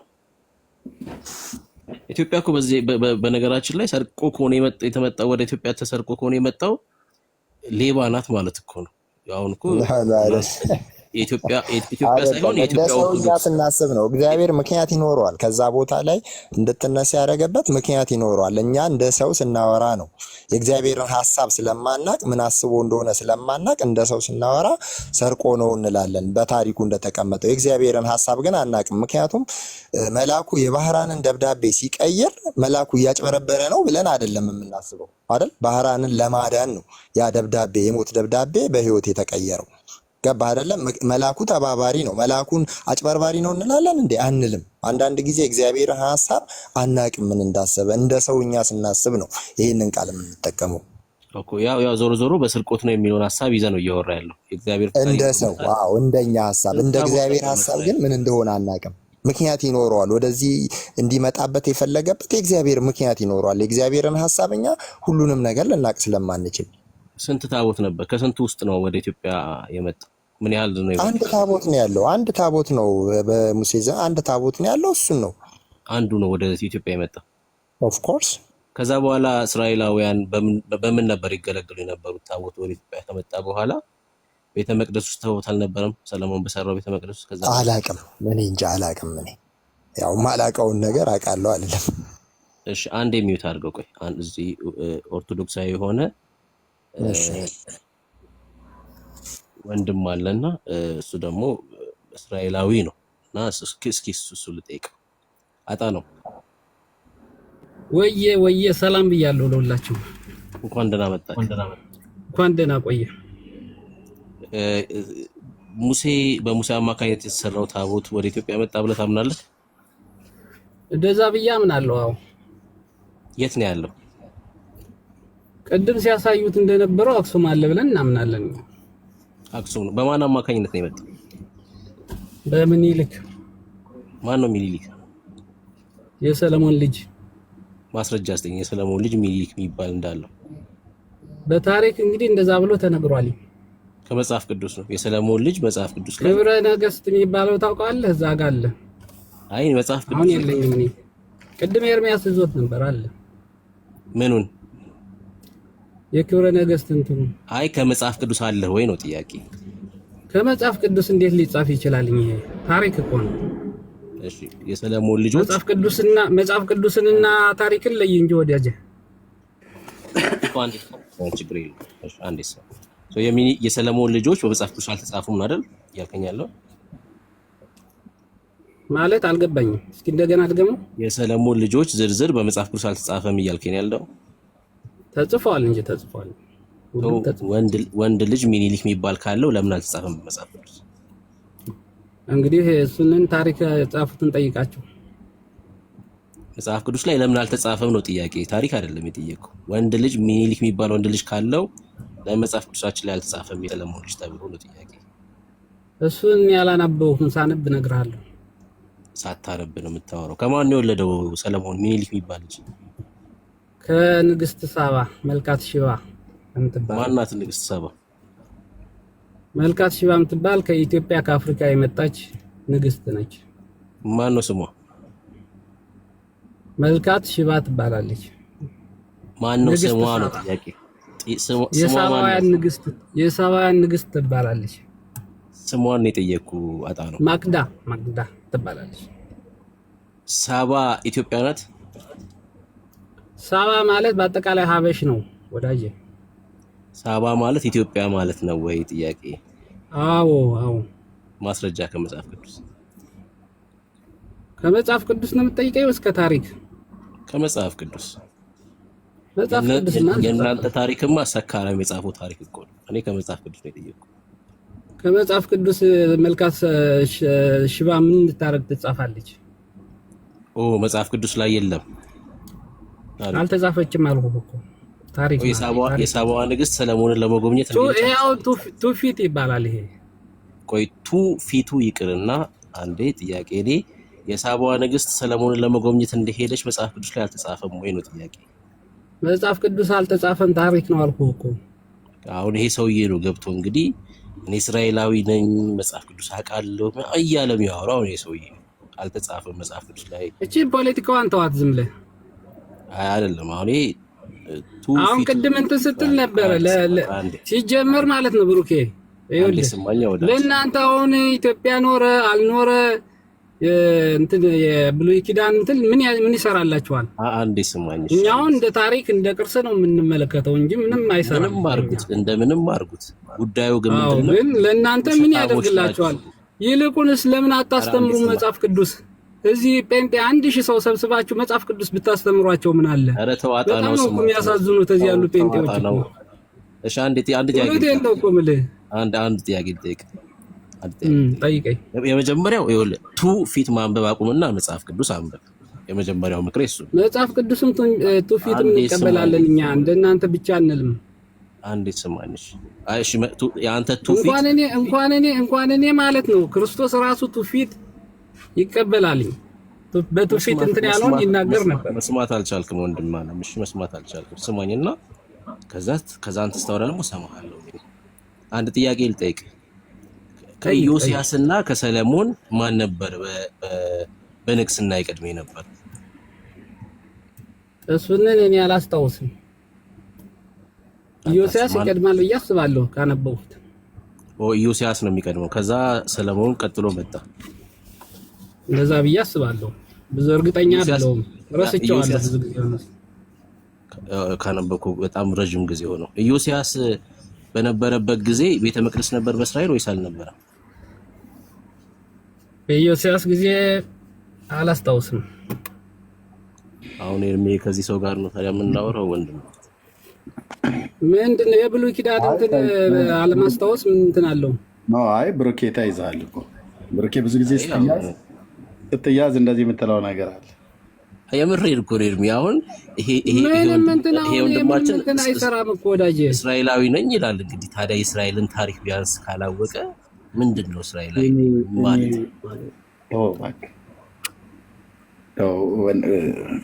ይኸውልህ ብሩኬ፣ አሁን ዝም ብለህ እኔ የምጠይቅህ ምንድን ነው ለእናንተ አሁን ምን ይሰራላችኋል ነው? አሁን ከኦርቶዶክስ ኖረ ከማነው ስሟ ከእሷ ኖረ ምን ያደርግላችኋል? ይሄ ለምን መጽሐፍ ቅዱስ አሰብኳቸውም? ምን መሰለህ ይኸውልህ ድነት የሆነውን ስለ ድነት ብታስተምሯቸው ምን አለ? ጴንጤዎችን እዚህ ሰብስባችሁ ዝም ብላችሁ መከራተል ብታሳዩአቸው። አሁን ከዚህ አሁን ምን ድነት እንትን ታገኝበታለህ? ብሩክ ምን እያለ ነው እኮ ለምን ታሰቃዩናላችሁ ነው? በቃ እኛ ዝም ብለን ማሰቃየት ሳይሆን ኤርሚ አሁን እዚህ አሁን እንትን የሙሴ ታቦት የት ነው ያለ? ለማንም ይጠቅመው ይሄ ምን ያደርጋልኝ? ካልጠቀመና ብታስተምራቸው ምን አለ? ጴንጤዎችን ካልጠቀመ መጽሐፍ ቅዱስ አስተምራቸው ለድነት የሚሆናቸው ነገር አድመጣን እስኪ ፕሊስ። ካልጠቀመ እናንተ የሌለን ታቦት አለን ብላችሁ እንደ ኢትዮጵያ ኦርቶዶክስ ተዋሕዶ ቤተክርስቲያን አለ በቃ አለ እንላለን። ካለ እኛ አለን ያልነው እኛ ይዘነው ቁጭ እንላለን። ከሌለ ደግሞ አሁን ለምሳሌ ኤርሚ ከሌለ የለም በቃ የለም። ባይኖርስ በቃ እሱን ባይኖር አሁን የለም ብንልስ እናረጋግጥ። ምን ያደርግልሃል? አንተ ኖረ አልኖረ ምን ያደርጋል? አሁን የብሉይ ኪዳን ለአንተ ምን ይሰራልሃል? ህዝብን አስራችሁበት ስለያዛችሁ ሰው ወደ ጌታ ምንድነው ያሰረው? ምን ያሰረው ነገር አለ? አሁን ታውቃለህ ማለት ምን ያሰራል? ዝም በላ እንዴ! የተሰረቀ መሆን አላውቅም ነበር። ዛሬ ነው የሰማሁት ታቦቱ ማለት ነው። ስለዚህ ለኔ ዛሬ አሁን ሀሴት የተሰረቀ አይደለም። የተሰረቀ የሚባል ነገር የለም። እግዚአብሔር ፈቅዶ መላኩ ልኮ መላኩ ነው እንትን ያለው ነው ያለው እኮ ቅድም ካነበብነው እኮ እግዚአብሔር ባይፈቅድ ኖሮ አይነሳም ነበር ጽላቱ ራሱ። አልሰማሽም እንዴ ኤርሜ ሲያነበው ቅድም እኮ ተሰርቆ ነው ያለን ባላለ እግዚአብሔር ፈቀደ። የተሰረቀው እግዚአብሔር ወደ ኢትዮጵያ እንዲሄድ ስለፈቀደ ነው እንጂ እግዚአብሔር ባይፈቅድ ኖሮ አይነሳም ነበር ታቦቱ። እግዚአብሔር ስርቆትን ይተባበራል ማለት ነው። ከአይሁዶች እኮ ነው እንዲሰወር ያደረገው። ስርቆት ሳይሆን ከአይሁዶች እንዲሰወር አደረገው ነው የሚለው ቅድም እንዳነበብ ነው። ገብቶሻል እንጂ እግዚአብሔር የፈቀደው ስርቆት እንትን ተነሱ እንዲለይ ነው እንጂ እነሱ ቢያዩ ኑሮ አይሰዱትም ነበር። ገብቶሻል እንዴ? እግዚአብሔር ከፈቀደ መስረቅ አያስፈልግም። እግዚአብሔር ማለት እግዚአብሔር እንዴት ማድረግ እንዳለበት እሱ ስለሚያውቅ መንገድን ያዘጋጃል። ይኸውልሽ እግዚአብሔር ስለፈቀደ ምንድነው ያደረገው መሰለሽ? ታቦተ ጽዮንን በፍልስጤም እንድትወድቅ አደረገ። ተዋግተው ነው ግን የወሰዷት፣ ዝም ብሎ አይደለም የሰጣቸው። ገብቶሻል አይደል? ፍልስጤሞች ተዋግተው አሸንፈው እንዲወስዱ ነው ያደረገው። እኔ ደግሞ መረዳት ሳይዋጉ ደግሞ እግዚአብሔር ሳይዋጉ እንዲወጣ ፈቀደ። ምን የእግዚአብሔር እንትን ቅድም ተናገረው እኮ መጽሐፉ ላይ እግዚአብሔር ባይፈቅድ ኖሮ መላኩ በሩን እንዲከፍት ያደረገው የእግዚአብሔር መልአክ ነው። ምንም የተደበቀ ነገር የለውም እኮ። እኔ ጥያቄ ግራ ተጋብቻለሁ ማለት እግዚአብሔር ቢፈቅድ ኖሮ የሆነ ነገር ኦርቶዶክስ ነሽ አንቺ? ኦርቶዶክስ ነኝ። ታቦተ ጽዮን ለአንቺ ምን ያደርግልሻል? ነው ማወቅ አለብኝ። ለታቦት አይደል እንድንሰግድ አይደል እንደ ታቦት እናከብረው አይደል እንደ ለምን እንደዚህ ታቦተ ጽዮንና የአዲስ ኪዳን ታቦት አንድ ነው እንዴ ላንቺ? ነው አንድ አይደለም፣ ግን ማወቅ አለብኝ። አንድ ካልሆነ ላንቺ ታስሬ መኖር የለብኝም። ስለዚህ በምን ነው የታሰርሽው? እስኪ የታሰርሽው በምንድን ነው የታሰርሽው? እስቲ ቆይ እንዴ 44 ያደረግነው ለምንድን ነው? ይሄንም ንገረኝ። 44 ማለት ምንድን ነው ላንቺ? እሱ አስረዳኝ ነው ያልኩህ እኮ ጥያቄ ነው የጠየቅኩህ። በቃ 44 ማለት 44 ታቦት ማለት 44 ቤተክርስቲያን አለ ማለት ነው። ሌላ ምንም እንትን የለም። 44 ቤተክርስቲያን ታቦት አለ። ታቦት ደግሞ መሰዊያ ነው። መሰዊያ ደግሞ ስጋው ደግሞ የሚፈተትበት ነው። አሁን ጎንደር 44 ነበር አይደል? ጎንደር 44 ነበር አይደል? አሁን ቆይ ልንገርሽ፣ ጎንደር 44 ነበር አይደል? አሁን ወደ 100 ምናምን ደርሷል። ቤተክርስቲያን በዛ ነው የምትወሰነው። ቤተክርስቲያን በበዛ ቁጥር ይበዛል። ምንም እንትን እኮ እስካሁን አልበዛም። 44 ላይ እንደቆመ ነው። አንዴ ስሙኝ፣ ሁለታችሁም ስሙኝ። ሀሴትዬ እንድትማማሩ ማለት ነው። ቅድም ምን አለሽ መሰለሽ? አጣ ነው ታቦት ማለት መሰዊያ ነው አለሽ። ማስረጃ በይው ከመጽሐፍ ቅዱስ ማስረጃ አስተኝ በይው። ታቦት መሰዊያ ነው የሚል ከመጽሐፍ ቅዱስ ማስረጃ አስተኝ በይው። እንድንማማር እንደዛ ነው የሚሻለው። እየተናገረ ከመሄድ ታቦት ማለት መሰዊያ ነው ስላለች ታቦት መሰዊያ መሆኑን ከመጽሐፍ ቅዱስ ማስረጃ ይስጥሽ። እሺ ይስጠን። አንተ ነህ ጠያቂው ወይስ እሷ ናት ጠያቂ? እሷ ቤተክርስቲያን ሄደሽ ጠይቂ አንቺ። የተናገርኩና የንስሐ አባት አለሽ? አለኝ ግን እንደዚህ ብዙም አብራርቶ የሚነግረኝ የለም። ሄደሽ ጠይቂያቸው የንስሐ አባትሽን። አንቺ ኦርቶዶክስ አይደለሽም ሲጀመር። አይ መጽሐፍ ቅዱስ ስላነበብኩ ለእናንተ ኦርቶዶክስ አምስቱ አዕማደ ምስጢራትን ታውቂያቸዋለሽ? አሁን ርዕሱ ላይ ንገሪኝ። አምስቱ አዕማደ ምስጢራትን አንቺን እስኪ ኦርቶዶክስ መሆንሽን ልወቅ።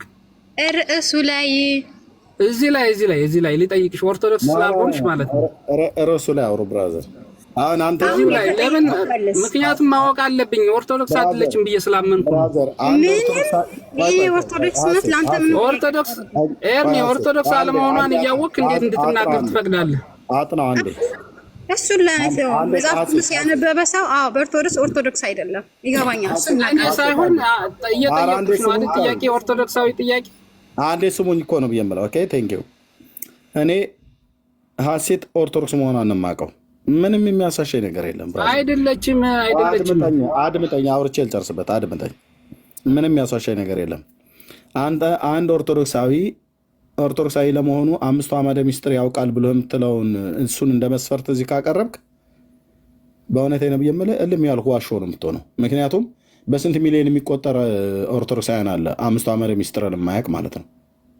አንተም ራሱ እዚህ ሶሻል ሚዲያ ላይ ቲክቶኩ ላይ ስትውል እንኳን አምስቱ አዕማደ ምስጢር መጽሐፍ ቅዱስና መዝገበ ጸሎትን የማይለየው ለይቶ የማያውቅ ህዝብ ነው። ምንም የወጣንበት ህዝብ ነው፣ የምናውቀው ህዝብ ነው። እና የኦርቶዶክሳዊነት መለያው እሱ ሳይሆን ክር ነው አንገታችሁ ላይ አስራችሁ ኦርቶዶክስ መሆናችሁን ማረጋገጫ ብላ ያለችው እንጂ አምስቱ አዕማደ ምስጢርን ቤተክርስቲያኒቱ ለህዝቡ ሙሉ በሙሉ አስተምራ አይደለም። በሰንበት ትምህርት ቤት የገቡና የተማሩ እዚሁ አሁን ደግሞ ዘመኑ ያመጣው ሶሻል ሚዲያን የተጠቀሙ ሰዎች ሲናገሩ የምትሰማው ካልሆነ በስተቀር ወይ ደግሞ በቤተክርስቲያን ውስጥ የሚያገለግሉ የነበሩ ሰዎች ካልሆነ በስተቀር ማንም ሰው አያውቅም። አንተም ራሱ እዚህ ሶሻል ሚዲያ እሷ እኮ አሁን ኤርሚ እሷ እኮ ራሱ ማያውቅም ያለው መጽሐፍ ቅዱስ ስላነበብኩኝ እያለች እኮ ነው። ስለዚህ አንባቢ ስለሆነች ቢያንስ እንኳን አዕማደ ምስጢራትን ማወቅ አለባት። የፈጠረብኝ ነገር መጠየቅ መብቴ ነው። ጥያቄ የፈጠረብኝ ነገር ጥያቄ ከፈጠረብሽ ቤተክርስቲያን ሄደሽ ለምን አትጠይቂም?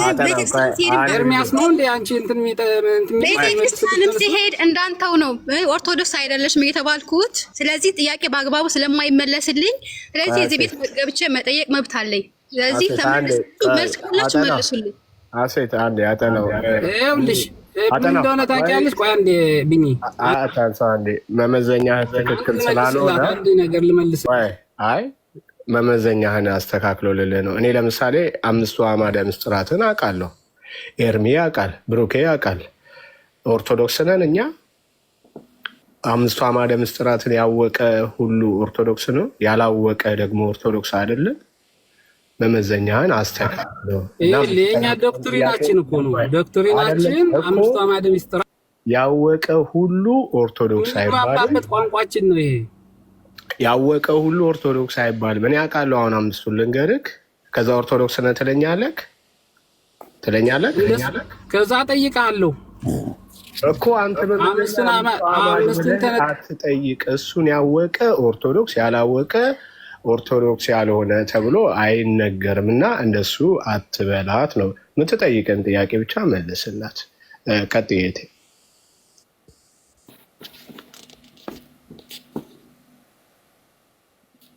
አሴት ቀጥዬ።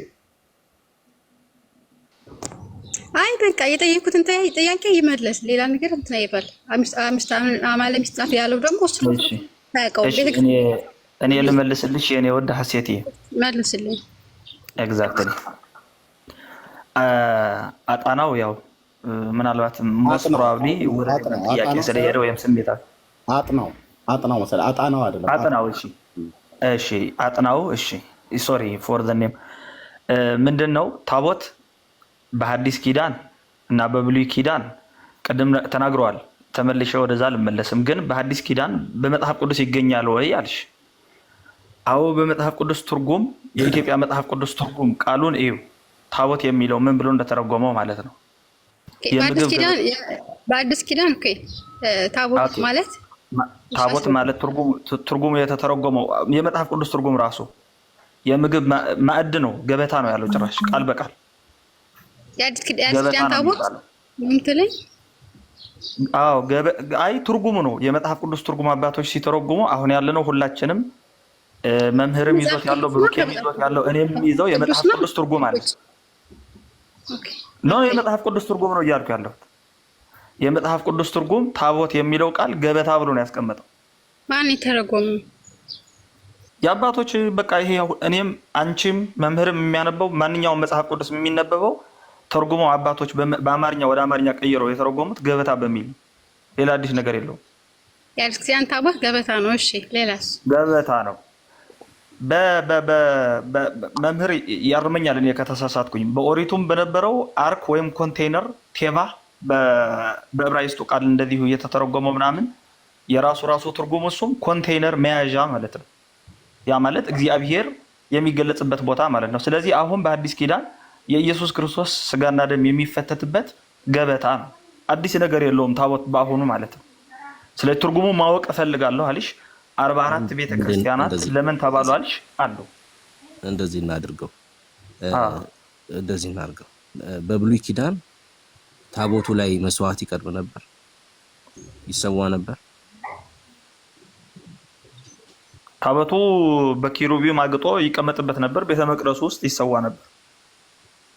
ቤት ውስጥ ነበር የሚሰዋው? ቤተ መቅደስ ውስጥ? አዎ። ማስረጃ አስተው እንደ ሊቀ ካህናቱ ቤተ መቅደስ ውስጥ ገብቶ መስዋዕት ያቀርብ ነበር። ምን ማስረጃ አለው?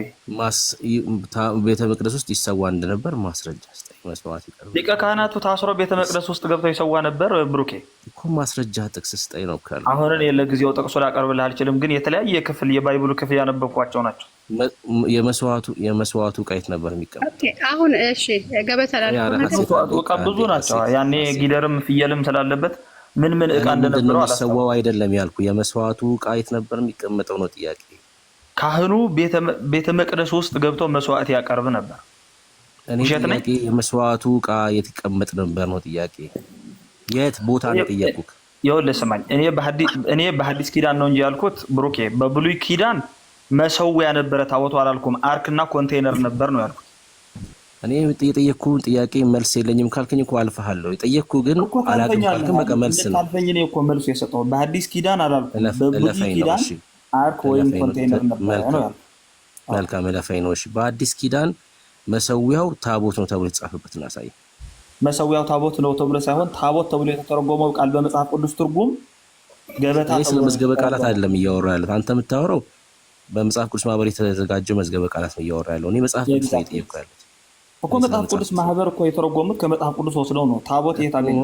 እኔ ከየት አመጣው ነው የተረጎሙት? እኔ መጽሐፍ ቅዱስ ላይ አሳየኝ። እሱን የተረጎሙት ክፍል እኮ አሳየኝ። የትኛውን ጥቅስ መሰረት አድርገው ነው መሰዊያው ታቦት ነው ብሎ እንዲተረጉሙ ያስቻላቸው? የትኛውን ጥቅስ ወስደው ነው?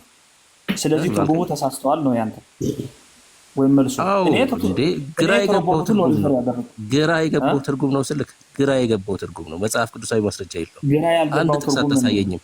አንድ ጥቅስ መሰዊያ ታቦት ነው የሚል ከመጽሐፍ ቅዱስ ትርጉም ምንድን ነው? ስማኛ ወዳጄ፣ ከመጽሐፍ ቅዱስ ለዚህ ትርጉም አንድ ጥቅስ አታሳየኝም እያልኩ ነው ያለሁት። መሰዊያ ታቦት ነው የሚል የኢትዮጵያ አባቶች አንተ የምታነበው እኔ የማነበው መጽሐፍ ቅዱስን ሲተረጉሙ ታቦት የሚለውን ገበታ ብሎ አስቀመጡ። የትኛውን ጥቅስ መሰረት አድርገው ነው? ሺደን የጥያቄ ምንድን ነው? እኔ የትኛውን ጥቅስ መሰረት አድርገው ነው? የትኛውን ጥቅስ መሰረት አድርገው ነው? አዎ ከመጽሐፍ ቅዱስ። አሁን ስጋውና ወደሙ የሚፈተትበት እንጨት ታቦት ይባላል ስሙ። አለቀ እኮ። እሱ የትኛው ጥቅስ ላይ ነው የሚገኘው? የትኛው ጥቅስ ላይ ነው የሚገኘው? የምንም ጥቅስ የለም። ፍሪ በለው። ለምን ፍሪ አይሆንም? ምንድነው ችግር? አሁን ብሩኬ በዚህ ጉዳይ ላይ አሁን እኔ ወደ ሌላ ልትወስደኝ ፈልገህ ካልሆነ በስተቀረ የእኔ ትርጉም የኢየሱስ ክርስቶስ ስጋና ደም የሚቀርብበት ጎማም ይሁን እንጨትም ይሁን ታቦት ቢባል ትርጉሙ ምንድነው? ስህተት ኖሮ ነው እያልከኝ ያለኸው? አዎ ስህተት ነው። ጥቅስ የለውም። መጽሐፍ ቅዱሳዊ ማስረጃ የለውም። እሺ ምን ይባል?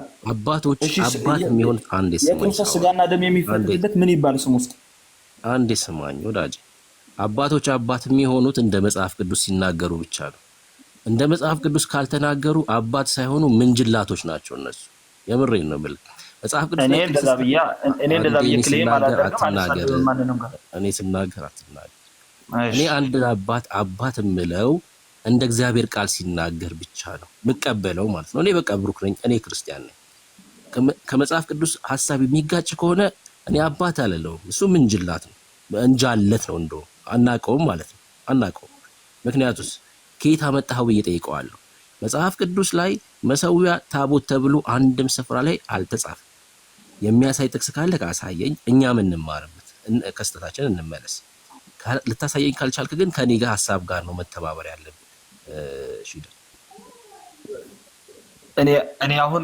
እኔ አሁን ያልኩህን ሰምተኝ ከሆነ ማለት ነው ብሩኬ፣ በአዲስ ኪዳን ታቦት የሚባለው ስጋውና ደሙ የሚፈተትበት ገበታ ነው አልኩህ።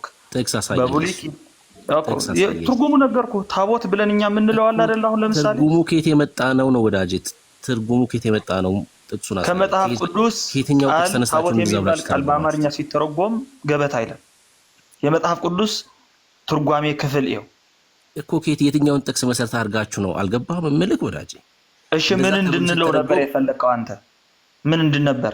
አሁን ስጋና ደግሞ የምንፈተትበት አለ። ለምሳሌ ፕላስቲክ ተረቆማምለዋል። ምን ልንለው ነበር የፈለቀው? ስጋና ደም ማዘጋጀው ጠረጴዛ ይላል አይደል? በቃ ጠረጴዛ ነው ብለህ መጥራት ያለብህ። በቃ ጠረጴዛ። እሺ ጠረጴዛ ነው ብለህ መጥራት ያለብህ። ማን ነው ብለህ ያለህ? ጠረጴዛን ታቦት ብለህ እንድትል ለኛ ስም እኮ ነው። ስም እኮ ነው የሰጠነው። ስሙ ነው እኮ። ከየትኛው ጥቅስ ተነስተህ? ከምንም ጥቅስ ሳንነሳ ትርጉሙ ታቦት እንለው። ዋት ኢዝ ዘ ፕሮብሌም? አሁን ልክ ነህ። አሁን መጣ። ከምንም ጥቅስ ሳንነሳ አለ። ለዛ ነው የምንጅላቶች ትምህርት ያልኩት። አያችሁ፣ የምንጅላት አይደለም ይሄ የቋንቋ ትምህርት ነው። ራሱ ይኸውልህ፣ የምንጅላቶች ትምህርት ማለት ከራሳቸው ተነስተው ነው። ሰዋዊ ትምህርት ነው የሚሰጡት። ሰዋዊ ትምህርት አይደለም። ጎማ ማለት ትችላለህ አንተ፣ ጠረጴዛ ማለት ትችላለህ። ታቦቱ ስጋና ደግሞ የሚፈተትበት የፈለከው ማለት ትችላለህ። ድንጋይም በለው ምንም በለው መብትህ እኮ ነው። እኔ መብትህን እኮ አልጋፋም። ድንጋይም በለው ጎማም በለው የፈለግከውም በለው። ግን ምን እያልኩ ነው መሰለህ? መጽሐፍ ቅዱሳዊ እስካልሆነ ድረስ የሰው ትምህርት ነው እያልኩ ያለሁት። ሰዋዊ ትምህርት ነው። ሰዎች ተስማምተው የሚለው መጽሐፍ ቅዱሳዊ አይደለም የትም። አሁን ለምሳሌ ስጋውና ደግሞ ትፈትታላችሁ። በእናንተ በኩል ስጋውና ደግሞ ታቀርባላችሁ። የምትፈትቱበት ቦታ ጠረጴዛ የሚፈተፍቱም አንዴ ስማ፣ የሚፈተት ምንፈተፍት የለም። በቃ መጽሐፍ ቅዱስ ላይ የጌታ ስጋና ደምን እኛ ይኸውልህ የጌታ እራትን እንወስዳለን። አለቀ። የሚፈተት የምትወስዱበት የሚሰዋ ነገር የለም ወዳጅ። እሺ ጌታ ኢየሱስ ክርስቶስ የምታቀርቡበት ማዕድ በመጽሐፍ ቅዱስ የለም።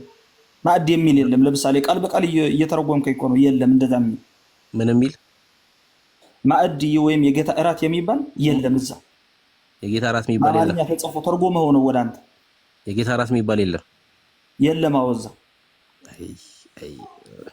ቃል በቃል እኮ ነው እያልከኝ ያለው። ቃል በቃል ከሆነ የጌታ እራትን ስለ ጌታ እራት ያወራል እንዴ? አንዴ ቆሮንቶስ መጽሐፍን አንብብ እንዴ፣ መጽሐፍ ቅዱስ አንብብ። እኔ እያልኩ ያለው ሰምተኛል ብሩክ? በአማርኛ የለም አልክ። ይኸውልህ በአማርኛ ሊትራሊ የጌታ እራት የሚል ቃል የለም። ከየት አመጣኸው? ትርጉሙ ነው ስለማታነብ ነው አልኩ እኮ። ኢየሱስ ክርስቶስ እንዳደረገው ልትል ነው በኢየሱስ እኮ። ሌላ ነው እኮ። ስማ ቢያንስ መስማት እኮ ነው። ወደፊት እንደዚህ እንዳትሳሳት ወይ ደግሞ በድፍረት እንዳትናገር ስማ አልኩህ እኮ። አለ ቃል በቃል መጽሐፍ ቅዱስን ስለማታነቡ ነው እናንተ። ቃል በቃል የጌታ እራት የሚል ወደ አማርኛ ያልተተረጎመው መጽሐፍ ቅዱስ አምጥተህ አሳይ። በዕብራይስጡ ፈልግ ወይም ከግሪክ አምጣ። የጌታ እራት የሚል ቃል በቃል አሁን ይሄ ሰውዬ እንግዲህ ይኸውልህ እንደዛ አይነት ጥያቄ ነው የጠየቀኝ። ምን አልከኝ መሰለህ? ታቦት የሚባለው ቃል በቃል የጌታ እራት የሚል በአማርኛ የተጻፈ መጽሐፍ ቅዱስ ላይ ወዳጅ ምንድን ነው የምትል? ምን እያልክ ነው ያለው? ይኸውልህ እኔ እኮ እየሰማሁ ያለው አንተ አልሰማኸኝም እንጂ ብሩኬ፣ ደላስተሳፍር አታውቅም ወይም እኔ አላውቅም ብዬ እየተከራከርኩ አይደለም። ሰምተኛል። ወይም ደግሞ የኢየሱስ ክርስቶስ ሐዋርያት ያቀረበው አማርኛ ቃል በቃሉ የጌታ እራት ለሐሴት ትምህርት እንዲሆን አንተ የምታደርገው ለምሳሌ ሐሴት ጥያቄ በደንብ ጠይቀው። ስሚ፣ በታቦቱ ፊት ትሰግጃለሽ? አሁን በአዲስ ኪዳኑ ታቦት ፊት ወደ ብሉይ ኪዳኑ ታቦት እንድንመለስ ማለት ነው። ከርዕስ በጣም ወጣን። ኤርሜ በጣም ይቅርታ። ለአዲስ ኪዳኑ ታቦት ትሰግጃለሽ ሐሴት? ቃል በቃል አጭራጭር እንመልስ። እንደዛ ነው የሚሻለው። ሐሴት አለሽ? ሐሴት የለሽም? ሚዩት አድርጋ ነው እያወራች እንደሆነ ብሩኬ። ቋንቋው ታቦት ነው እኮ ነው እያለ ያለው። ምን እንትን የለውም እኮ አጥናው በግዕዝ ታቦት ይባላል ነው። ሌላ ምን ለአዲስ ኪዳኑ ታቦት ትሰግዳለህ? አጥናው በደንብ አድርጌ እሰግዳለሁ ወዳጄ። የእግዚአብሔር ስም ባለበት ሁሉ የትኛው ሐዋርያ ነው የሰገደው? ሐዋርያቶች ወደ ቤተ መቅደስ ይሄዱ ነበር። የትኛው ሐዋርያ ነው የሰገደው? ጥያቄ ነው። ሐዋርያቶች ቤተ መቅደስ ይሄዱ ነበር ወይ? አይ መልስ የለውም፣ ጥያቄ ነው ያለው። ሄደው እየሰገዱ ነበር እኮ እዛ ሄደው ይሰግዳሉ አይደል? ቤተ መቅደስ ሄደው ይጸልያሉ። ሄደው ይሰግዱ ነበረ። ቤተ መቅደስ ውስጥ ታቦት ነበረ። እነሱ ይጸልዩ ይሰግዱ ነበረ። ቤተ መቅደስ ውስጥ ጥያቄ ስጠይቅ አይመልስም። ይሄ ሌላ ነገር ነው የሚያወራው። ቤተ መቅደስ ውስጥ ታቦት ነበር ወይ? ታቦት ማለት የእንትኑ ማደሪያ ነው አይደል? ታቦት ነበር ወይ ቤተ መቅደስ ውስጥ? አዎ ወይ ማይኮ ነው መልስ አለ መሰዊያ ያለን እያለ ጳውሎስ እኮ ይናገራል። መሰዊያ ያለን አንድ ስጋ እንካፈላለን ይላል ጳውሎስ። ማን የሰራው ቤተ መቅደስ ውስጥ ነበር ታቦት የነበረው? ቤተ ክርስቲያን ባለችበት በሙሉ ታቦት ነበር። ስለ ቤተ መቅደስ ነው ያወራው። አሁን ስለ ቤተ ክርስቲያን አይደለም። የትኛው ቤተ መቅደስ ውስጥ ነበር ታቦት የነበረው? ማን የሰራው ቤተ መቅደስ ውስጥ ነበር ታቦት የነበረው? ስለዚህ የትኛው ቤተ መቅደስ እነሱ ይሄዱ ነበር ነው ያልኩህ። ማን የሰራው ቤተ መቅደስ ውስጥ ነበር ይሄዱ የነበሩት? ማን የሰራው ቤተ መቅደስ ውስጥ ነበር ይሄዱ የነበሩት? ከሰለሞን ቤተ መቅደስ ይሄዱ ነበር። ክርስቶስም ይሄድ ነበር። ይሄ የነሱ ነው። ሐዋርያ ሰግደዋል ስላልከኝ ነው እንደዛ ያልኩህ። አያጥናው ሐዋርያቶች ቤተክርስቲያን ካቋቋሙ በኋላ ቤተክርስቲያን ህብረት ያድርጉ ነበር፣ ይሰግዱ ነበር። ቤተክርስቲያን ህብረት ያድርጉ ነበረ፣ ስጋ ወደሙን ይወስዱ ነበረ። ይሄን ደግሞ የምናየው ምንድነው? አጥናው ለምን መሰለህ? ይኸውልህ እኛ መሰዊያ ያለን አንድ ስጋ እንካፈላለን እያለ ጳውሎስ ይናገራል አይደል? እባክህ እንለምን። እባክህ ሰው በአደባባይ ላይ ራሱን በራሱ ሲያዋርድ ከማየት የሚበልጥ ነገር የሚያሳዝን ነገር የለም። ያውም እስራኤላዊ ተብለህ ተጠርተህ እባክህ ልለምልህ እንደው በእስራኤል አምላክ የማታውቀውን ታሪክ ዝም ብለህ አትናገር ብራዘር። እመነኝ አልኩህ። ዛሬ ሪከርድ አድርገህ ብታስቀምጠው ነገ ትዕግስት ኖሮ ከሰማ ወንድም ያጥ ነው። ነገ ራስህ ታፍርበታለህ። ፕሊስ እኔ አሁን አንተ ራስህ እንዳትዋረድ ፈልጌ አንተን ሴቭ ከማድረግ አኳያ ነው ዝም የምልህ። በምኑ ነው ማፍረው? በምኑ ነው ማፍረው? አድመጠኝ፣ እንዴት እንደምታፍር ላሳየህ። ለወንድም ያጥ ነው። እስኪ ንገረኝ እንዴት እንደማፍር። ልብ ብለህ ስማኝ ወንድምነት፣ ይቅርታ ልብ ብለህ ስማኝ። ቀጥል ይልኝ። በጣም ከዚህ የበለጠ የሚያሳዝን ነገር የለም። ፕሊዝ እኔ አሁን ማለት እድሜ ትልቅ ነው። የማታውቀውን ተናግረህ በሰውን ፊት መሸማቀቅም የለብህም። ኦኬ ሎክ ወንድም ያጥ ነው ያለባት ኢየሩሳሌም ከተማ ላይ ችግር የለውም። እኔም በቀንነት ነው እሱን ላስረዳ የምፈልገው። ቤተ መቅደሱ ሁለቴ ነው አይደል የተሰራው? ሁለት ጊዜ ነው የፈረሰው። ሁለት ጊዜ የተሰራው ሁለት ጊዜ ፈረሰ ማለት ነው። የመጀመሪያው የሰለሞን ቤተ መቅደስ እንደዚህ ብለን እንሰራው። ይሄኛው ፈረሰ በ586 ማለት ነው። ኦኬ ፈረሰ። ባቢሎናውያን አፈረሱት። ይሄኛውን ቤተ መቅደስ ባቢሎናውያን አፈረሱት። ከዛ መልሶ ሁለተኛው ቤተ መቅደስ ደግሞ ተሰራ ማለት ነው። ሁለተኛው ቤተ መቅደስ ደግሞ ሲሰራ የመሰረቱ ድንጋይ ከ444 ቅድመ ልደተ ክርስቶስ ጀምሮ በንጉሱ በቂሮስ የሚባለው የአሕዛብ ንጉስ በሱ ዘመን ማለት ነው። እሱ እየገዛ በነበረበት የአሕዛብ ንጉስ ነው። በዘሩባቤል ነው የተሰራው። ይሄ በሰለሞን ነው የተሰራው። ኦኬ በሰለሞን ተሰራ የመጀመሪያው ቤተ መቅደስ ማለት ነው። ኦኬ ይሄኛው ደግሞ በዘሩባቤል ነው የተሰራው። ይሄን ታውቃለህ አይደል? በትንቢተ ዘካርያስ አሁን ቅጥሩ ያለው ማለት ነው። ቅጥሩ አሁን ያለው ቅጥሩ የቆመው ይሄኛው ቤተ መቅደሱ በዘሩባቤል ሲሰራ የኢየሩሳሌም ቅጥሩ አሁን ያለው ቅጥር የምታየው ቁጥር በሙሉ በነ ነህምያ ነው የተሰራው። ኦኬ እና በእስራኤል ልጆች ማለት ነው፣ በይሁዳ ልጆች። ኦኬ ይሄኛው በ586 ፈረሰ። ይሄኛው በ70 ዓመተ ምህረት ላይ ጌታ ከተሰቀለ በኋላ በ70 ዓመተ ምህረት ላይ ሮማውያን አፈረሱት ማለት ነው። ኦኬ ታቦቱ የነበረው እዚህኛው ቤተ መቅደስ ውስጥ ነበረ። ታቦቱ ባቢሎናውያን መጥተው እስከማረኩበት ጊዜ ድረስ ታቦቱ ነበረ። በተለይ 54 መጥተው ከመማረካቸው ከ54 ዓመት በፊት የነበረው ንጉስ ኢዮስያስ የሚባለው ንጉስ በነበረበት ዘመን ነበረ ማለት ነው ታቦቱ እዛ በግልጽ። ኢዮስያስ በነገሰበት ዘመን ሁለተኛ ዜና መጽሐፍ ምዕራፍ 35 ሁለተኛ ዜና ማለት ነው ቁጥር 3 ላይ በደንብ ተጽፏል ማለት ነው። ከፈለክ እያሳየው ከዚህ ጊዜ ጀምሮ ከ54 ዓመት በኋላ ኢዮስያስ ከነገሰበት ከ54 ዓመት በኋላ ባቢሎናውያን መጡ፣ ቤተ መቅደሱንም አፈረሱ፣ ወደ ባቢሎን ወሰዱ ማለት ነው። ታቦቱ የነበረው እዚህኛው ቤተ መቅደስ ውስጥ ነው። ወንድም ያጥነው እንደው በመድኃኒዓለም በእስራኤል አምላክ ልለምን ሌላ ጊዜም ስታወራ ትውልድ የሚያድንበትን ማንተም ድነህ ትውልድ የሚያድንበትን ነገር ተናገር። እዚህ ውስጥ ነበር የነበረው ታቦቱ። ከዚህኛው ቤተ መቅደስ ከባቢሎን መማረክ 70 ዓመት በባቢሎን ከተቀመጡ በኋላ ተመልሰው በ444 በንጉሱ በቂሮስ ዘመን ኦኬ በእዝራ መጽሐፍ ምዕራፍ 1 እዝራ 1 ላይ ከቁጥር 1 እስከ ቁጥር 3 ድረስ አለ። ይሄ ሰውዬ ወይ ደግሞ ይሄ ሰው በትንቢተ ኢሳያስ መጽሐፍም ኢሳያስ 45 ላይ ስሙ ተጽፏል ማለት ነው። ግን የእዝራ መጽሐፍት በደንብ ስለሚናገር ኦኬ እዚህኛው ቤተ መቅደስ ውስጥ በዘሩባቤል የተሰራው ቤተ መቅደስ ውስጥ ልብ ብለህ ስማ ወንድሜ አጥነው፣ ታቦት የሚባል የለም የሚባል ምክንያቱም ወደ ኢትዮጵያ ስለሄደ ማለት ነው። ኦይ ብራዘር፣ እሱም ማለት እሱኛውንም ማለት እሱንም ላደነ ነው ብራዘር፣ እሱንም ላደነ ነው ከሰማይ ማለት ነው። ታቦቱ የለም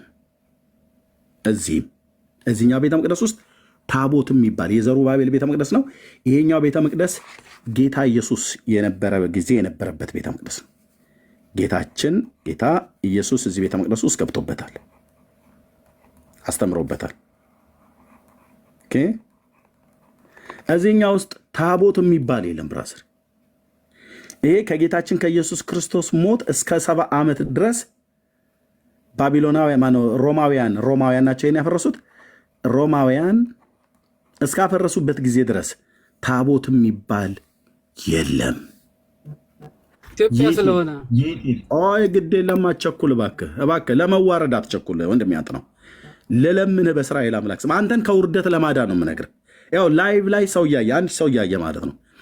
ኢትዮጵያ ብለህ የምትለውንም በኋላ ትውጠዋለህ ብራዘር። ታሪኩን በደንብ ተከታተለኝ። አሁን 5 ደቂቃ ብትስጠኝና በደንብ ተከታተለኝ ብራዘር።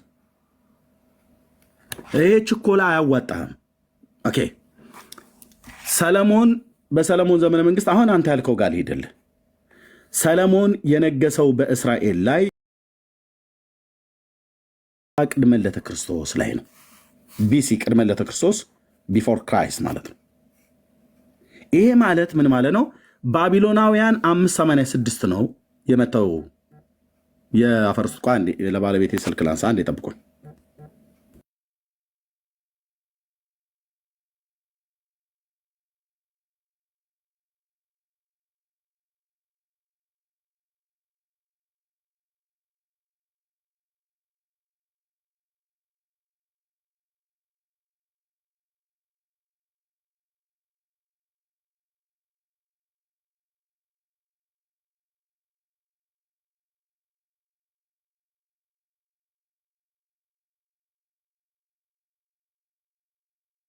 እድሜ አትሰማ እያወራከው ኒውት ነው።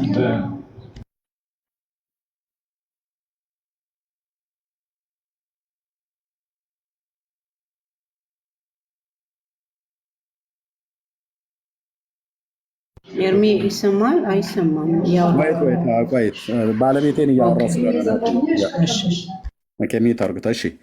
ባለቤቴን እያወራሁ ስለነበር እሷ ደውላ ውጭ ስለነበረች ወንድሜ ያጥናው እየሰማኸኝ ነው? እየሰማሁ ኦኬ ሰለሞን 970 ላይ ነው የነገሰው። 970 ቅድመ ልደተ ክርስቶስ። ይሄ እውነተኛ የመጽሐፍ ቅዱስም የእስራኤልንም ታሪክ ነው የምነግርህ። በሚገባ የእስራኤልን ታሪክና የመጽሐፍ ቅዱስን ታሪክ እንዳጠና ሰው ነው የምነግርህ። እሺ ብራዘር፣ ኦኬ ትክክለኛ የሆነ ማንም አይሁዳዊ መጥቶ እንኳን ይህንን ዲናይ ላይ ያደርግ አይችልም።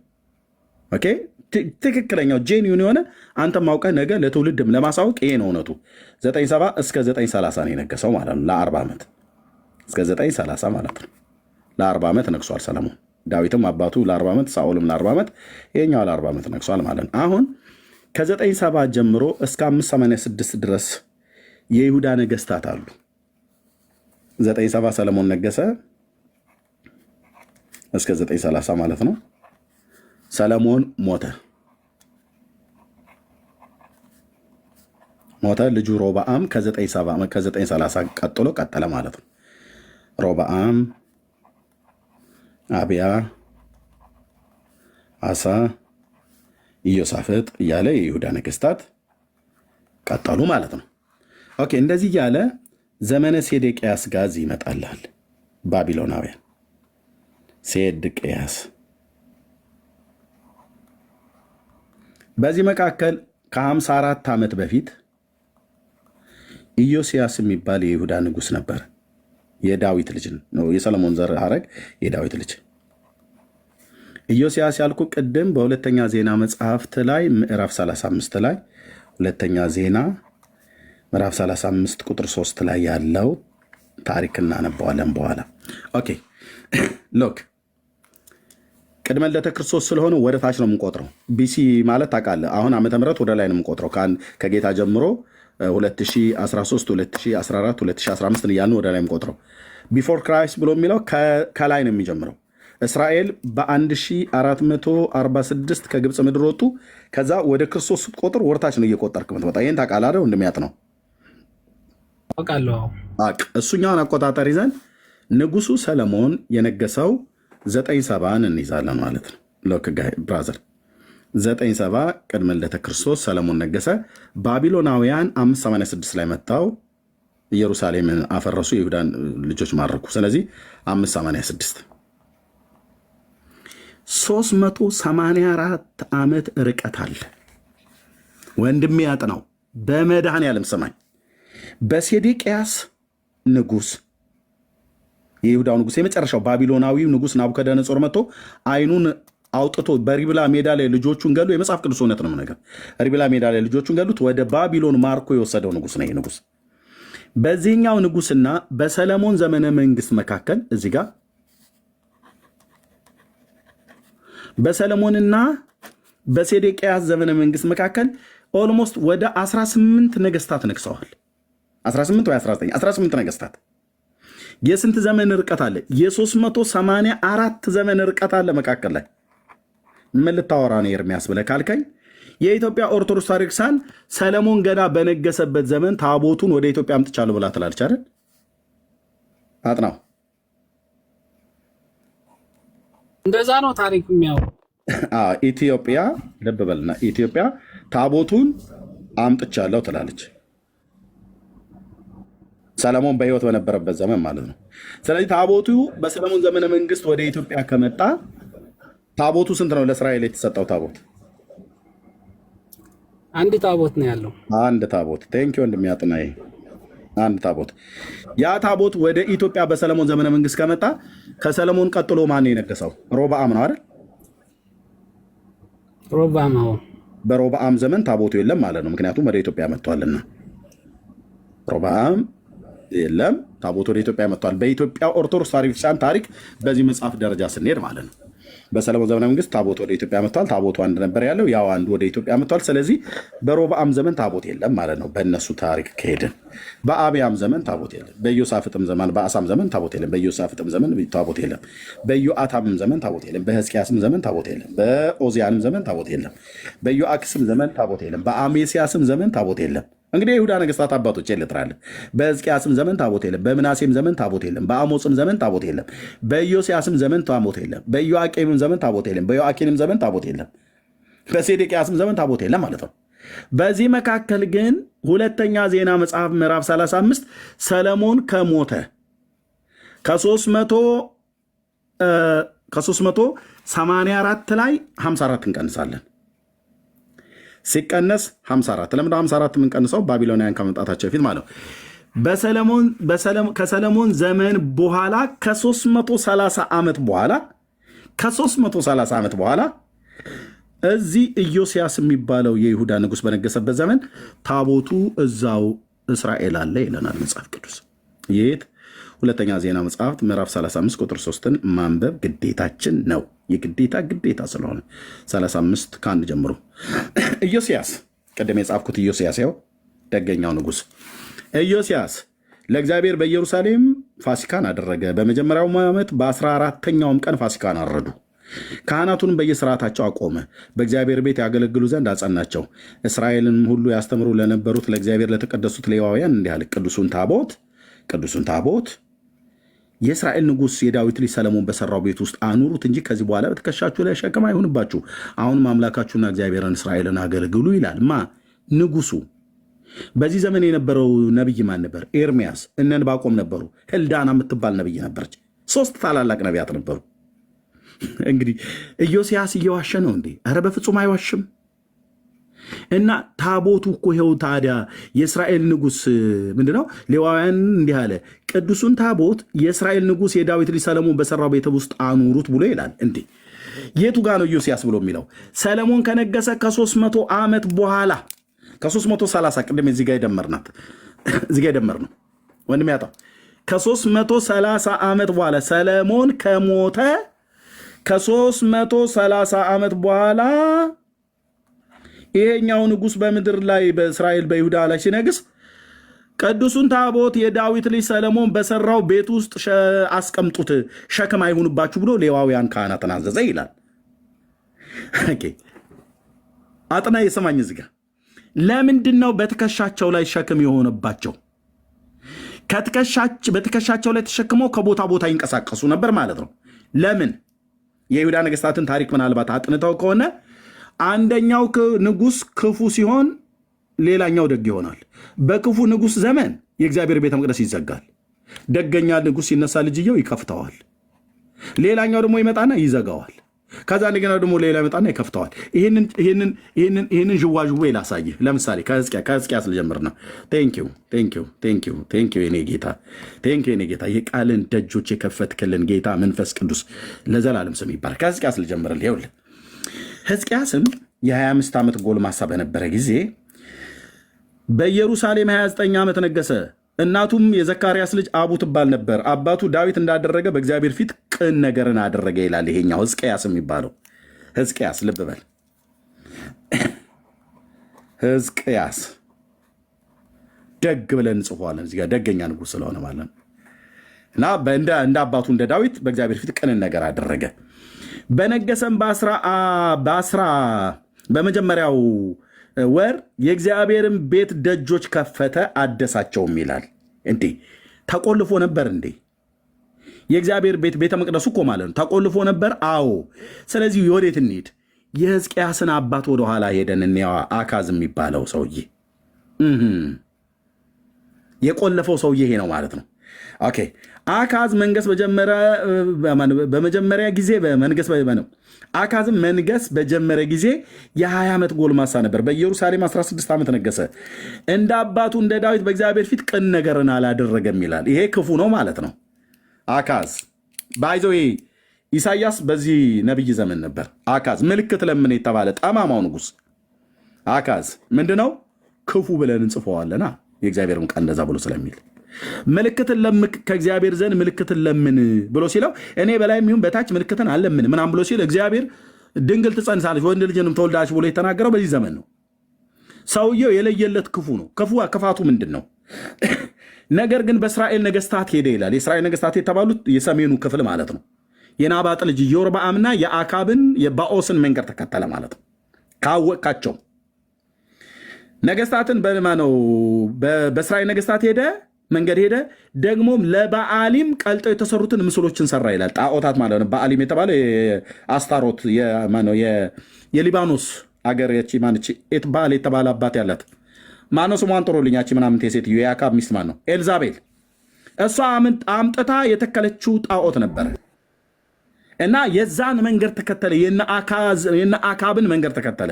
የናባጥ ልጅ የኢዮርብዓምን መንገድ ተከተለ። በዳንና በቤተል 2 የወርቅ ጥጆችን አቁሞ ህዝበ እስራኤልን ከምድሪቱ ላይ የእስራኤል አምላክ እግዚአብሔርን እንዲንቁት እንዲያቃልሉት አድርገው ያደረገ ማለት ነው። አካዝ የማን አባት ነው? የሕዝቅያስ።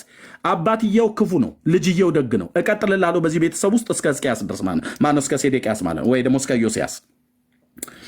ከዛስ ይሄ አካዝ የተባለው የሚያደርገውን በሄኖን ሸለቆ ኢየሩሳሌም መንገድ ላይ ታውቀዋለህ። ሄኖን የሚባለውን ሸለቆን ታውቀዋለህ። በጌት በኩል በየትኛው ጌት ነው? የደማስቆ ጌት ነው ወይስ የማን ጌት የሚባለው ላይ? ሄኖን የሚባለው ሸለቆ ታውቀዋለህ አይደል? አጥናው ምናልባት ስሙ እንትን ሊሆን ይችላል። ከቄድሮን ፈፋ ጋር የተገናኘው ለምሳሌ የእንትናን ቦታ አልጎበኘውም? የአስቆሮቱ ይሁዳ ታንቆ የሞተበት ቦታ አላየው? እንትኑ አላየሁትም። በምስራቁ በር በኩል በቄድሮን ሸለቆ ባለበት በየት አካባቢ እንደሆነ በስተቀኝ በኩል ማለት በስተቀኝ በኩል ያለው እዛ ጋ ነው። በሄኖን ልጅ ሸለቆው ረጅም ነው፣ ግን የሚጀምረው በዛኛው ጌቱን ያላስታወስኩትኝ እዛ ጋ ሸለቆ አለ፣ እዛው ኢየሩሳሌም ጋር ማለት ነው።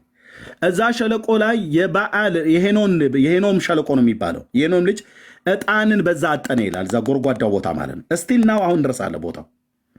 እና እግዚአብሔር ከእስራኤል ልጆች ፊት እንዳሳደዳቸው እንደ አሕዛብ ክፉ ልማድን ልጆቹን በእሳት አቃጠለ ይላል። ይሄ አካዝ የሚባለው ንጉሥ ኢሳይያስ በሱ ዘመን የነበረበት ዘመን ልጆቹን በግልጥ ልጆቹን አርዶ ለአጋንንት መስዋዕት በማቅረብ ተላላፊ የነበረ ንጉሥ ነው። ሎክ እዛ አቃጠለ። የሄኖም ሸለቆ የተባለ ውስጥ ወስዶ አቃጠለ። በኮረብታ መስገጃዎችን በተራሮች ላይ በለመለመው ዛፍ ሁሉ በታች ይሰዋና ያጥን ነበር ይላል። ይህም ብቻ አይደለም አምላክ ማነው? ስለዚህ አምላኩ እግዚአብሔር በሶርያ ንጉሥ እጅ አሳልፎ ሰጠው። ሶርያን መቱት፣ እርሱም ምርኮኞቹን ሁሉ ወሰዱ፣ ተላልፎ ተማርኮ ሄደ። የሶርያን ጣዖታት ሁሉ አምጥቶ ተክሎ ነበር። የዚያን ጊዜ የእግዚአብሔርን ቤት ደጅ ቆልፎት ነበር። ለምሳሌ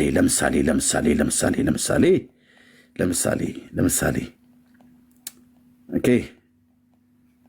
እዚህ ጋር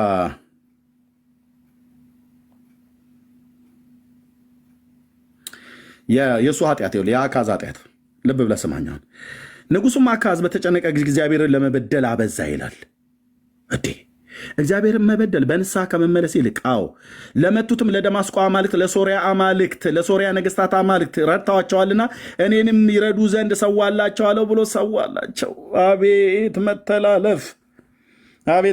አሁን ታቦቱ እንዴት እንዳለ ላሳይ ነው። ኢዮስያስ ጋር ለመምጣት በመጀመሪያ ከአካዝ እንደው ማዕከሉ ላይ ቀንጥሼ ማለት ነው። የዳዊት ልጆች አንዱ ሲበድል፣ አንዱ ደግ ሲያደርግ፣ አንዱ ሲበድል፣ አንዱ ወደ እግዚአብሔር ሲመለስ፣ አንዱ ከእግዚአብሔር ሲርቅ፣ አንዱ ሲመለስ፣ አንዱ ሲርቅ ኦኬ እና ከዛ ሰዋላቸዋለሁ ብሎ ሰዋላቸው። ነገር ግን ለእርሱና ለእስራኤል ሁሉ እንቅፋት ሆኑ።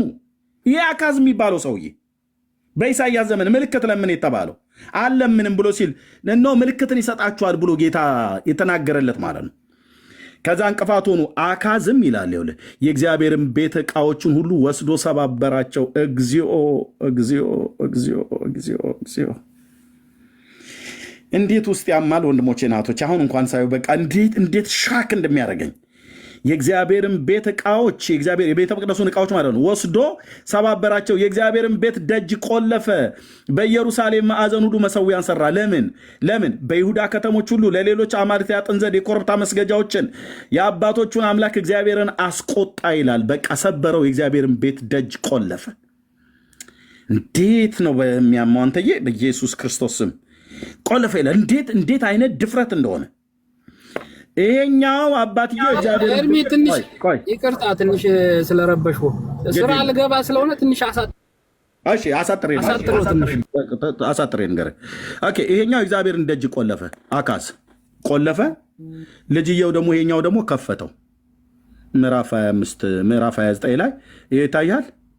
እዚህ ጋር መጣና አባትየው የቆለፈውን ልጅየው ደግሞ በነገሰ በመጀመሪያው ዓመት የእግዚአብሔርን ቤት ደጅ ከፈተ ይላል። ሎክ ይሄኛው ሰውዬ ሲቆልፈው ታቦቱን ከመቅደስ ውስጥ አውጥተውት ነበር። ካህናት እየተሸከሙ ይዞሩ ነበር። ከዛ ልጅየው ደግሞ ከፈተውና ቤተ መቅደሱን አደሰው። ይሄኛው ማለት ነው። ይኸው አስወግዱ አላቸው። አባቱ ጠቅጥቆ ያስገባውን እግዚአብሔር ቤተ መቅደሱ ጠቅጥቆ ያስገባውን ሌዋውያን ካህናት ስሙኝ አላቸው፣ ተቀደሱ፣ የአባቶቻችሁ አምላክ የእግዚአብሔርን ቤት እርኩስን ነገር ሁሉ ከመቅደሱ አስወግዱ አለ። ማን አስገባ መቅደሱ ውስጥ እርኩስን ነገር? አባቱ አካዝ። አባቱ አስገባ እርኩስ ነገር፣ ልጅየው አወጣ። ኦኬ ሕዝቅያስ ደግሞ ሞተላ። መሞት አይቀር ደገኛው ንጉሥ አሁንም ሕዝቅያስ ሞተና ሌላ ደግሞ ባለዳ መጣ። ሌላ ማዕተኛ ምናሴ የሚባል ያው ለዚህ ደግሞ ምናሴ ደግሞ መንገስ ጀመረ። ምናሴ ደግሞ እግዚአብሔር ከእስራኤል ልጆች ፊት እንዳወጣቸው እንደ አሕዛብ ሁሉ ያለ ርኩሰት በእግዚአብሔር ፊት ክፉ ነገርን አደረገ። እናስ አባቱ ሕዝቅያስ ያፈረሳቸውን የኮረብታ መስገጃዎች መልሶ ሰራ፣ ለበዓል መሰዊያን ሰራ። እግዚኦ ቤቱ ድብልቅልቅ አለ። ቤቱ የዳዊት ቤት ተበከለ፣ የዳዊት ቤት ረከሰ። ይሄኛው ደግሞ ክፉ ይሄኛው አያትየው ክፋትን ሰራ፣ ልጅየው ሕዝቅያስ ደግ ነገር ሰራ። ቤቱን ዘጋ፣ ቆለፈ፣ ጣዖት አቆመ። ይሄኛው ደግሞ መጣና ጣዖታትን ጠርጎ በቄድሮን ፈፋ ውስጥ አለ። የዚህኛው ልጅ ደግሞ ምናሴ ደግሞ መልሶ እንደገና ደግሞ ክፉን ነገር ሰራ። ምን ይሻላል? ቤቱ ተተረማመሰ ማለት ነው። ምናሴ እንደዛ አደረገና ደግሞ እሱ ሞተ። ማሞት አይቀር። ከሞተ በኋላ የእሱ ልጅ ደግሞ አሞጽ የሚባል ደግሞ መጣል። ይኸውልህ እዚህ ጋር ደግሞ ሌላኛው ጉደኛ አሞጽ ደግሞ ይሄኛው አሞጽ መንገስ በጀመረ ጊዜ የ22 ዓመት ጎልማሳ ነበር። በኢየሩሳሌምም 2 ዓመት ነገሰ። 2 ዓመት ዕድሜ በአባቱ ምናሴ እንዳደረገው በእግዚአብሔር ፊት ክፉ ነገርን አደረገ። ክፉ አቤት ማን ነው? አሞጽ ክፉ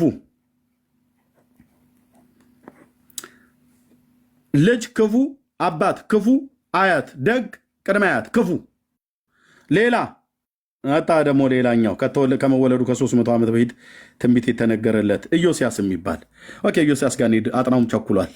ኢዮስያስ መንገስ በጀመረ ጊዜ የ8 ዓመት ነበረ። በኢየሩሳሌም 31 ዓመት ነገሰ። በእግዚአብሔር ፊት ቅን ነገርን አደረገ። ደግ ልጅ ተገኘ። በአባቱ በዳዊት መንገድ ሄደ፣ ወደ ቀኝም ወደ ግራም አላለም። እናስ በነገሰ በ8ኛው ዓመት ገና ብላቴና ሳለ ብይ በሚጫወትበት ሰዓት ማለት ነው።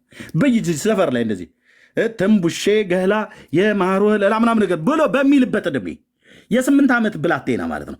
በነገሰ በመጀመሪያው ብላቴና የአባቱን የዳዊትን አምላክ ይፈልግ ጀመር ይላል። ልጅ ነው። ብይ ተጫውተው አልጠገበም።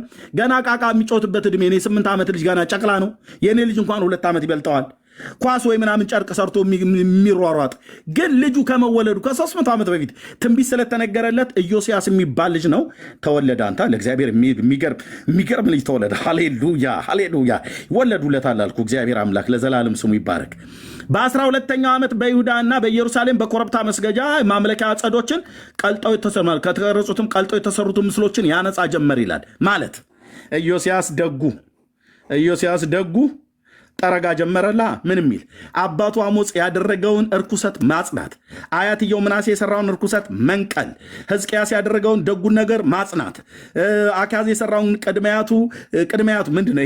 ይሄኛው ልጅ አባት አያት ቅድመያት ቅምቀማያት ነው የሚባለው ቅምጫ ብትሉትን ይሄኛውንም ማፍረስ። ልጅየው በእግዚአብሔር ቅናት የተነሳ ጣዖት ሰባባሪ ሆነል። እምሽክሽክ አድርጎ በዳዊት ቤት ላይ ያለውን ትርምስ ካጸዳ በኋላ በነገሰ በ8ኛው ዓመት ገና ብላቴና ሳለ የአባቱን የዳዊትን አምላክ ይፈልግ ጀመር። በ12ኛው ዓመት የይሁዳና በኢየሩሳሌም በኮረብታ መስገጃዎች ከማምለኪያ አጸዶች ከተቀረጹትና ቀልጠው ከተሰሩት ምስሎችን ያነጻ ጀመር ይላል። ይሄው ነው የተፈለገው። የበዓልንም መሰዊያዎች በፊቱ አፈረሱ። በላዩም የነበሩትን የፀሐይ ምስሎች የማምለኪያ አጸዶችን ቆረጠ። የተቀረጹትና ቀልጠው የተሰሩትን ምስሎች ሰባበረ። አምላኬ እግዚአብሔር በምድሬ ላይ በየትኛው ምድር ላይ ያለውን እንዲሁ በእኔ ዘመን ጣዖታት ይዋረዱ ዘንድ የኢዮስያስ አምላክ ዛሬም ኃይል አላነሰም። አደቀቃቸው። ይሰዋላቸውም ለነበሩት ሰዎች መቃብር ላይ በተናቸው ይላል ጣዖታቱን። ከዛስ የካህናቱንም አጥንቶች በመሰዊያው ላይ ያቃጠለ። ይሁዳና ኢየሩሳሌምን አነጻ ይላል። ሃሌሉያ። አያቱ ቅድመ አያቱ ምናምን ነገር ሁሉ ያበላሹትን ሁሉ በሙሉ እንዲህ አይነት ልጅ ነው መወለድ ያለበት። አንተ እግዚአብሔርን የሚያገለግል በእስራኤል አምላክ በእግዚአብሔር ቅናት የነደደ እነዚህ አባቶቹ የበከሉትን ሁሉ የእግዚአብሔርን ቤት ያበላሹትን ሁሉ ጠርጎ ወስዶ በቄድሮን ፈፋ ውስጥ ጨመረው ይላል። ኢየሱስ እኮ ጌታ ነው። ጨመረው ይላል። ሰባበረው። አጥንታቸውን ሁሉ ከመቃብር ውስጥ አውጥቶ አቃጠለው ይላል። ታውቃለህ፣ የእግዚአብሔር ቅናት ይህን ያደርጋል። የምናሴን፣ የኤፍሬምን፣ የስምዖን፣ የንፍታሌምን ከተሞች በዙሪያ ያለውን ቦታ ሁሉ አነጹ ይላል። ይህን ያስፈለገው የአባቶች አምላክ ሰይ መሰዊያዎችን አፈረሰ። የማምለኪያ አጸዶችን የተቀረጹ ምስሎችን አደቀቀ። በእስራኤል አገር ሁሉ የፀሐይ ምስሎችን ሁሉ ቆራረጠ። ወደ ኢየሩሳሌምም ተመለሰ። ከዚያስ በነገሰ በ18ኛው ዓመት ምድሪቱና የእግዚአብሔርን ቤት ካነጻ በኋላ የኢዝኤል ልጅን ሳፋንን የከተማይቱን አለቃ የምእሴ ልጅ ታሪክ ጸሐፊውንም የአካዝንን ልጅ ዮአክስን የእግዚአብሔርና የአምላኩን ቤት ይጠግኑ ዘንድ ሰደዳቸው ይላል። ሰውየው በመንፈስ ቅዱስ ያበደ ነው አልኩ። በቃ እግዚአብሔር በቅናት ያስነሳው ማለት ነው።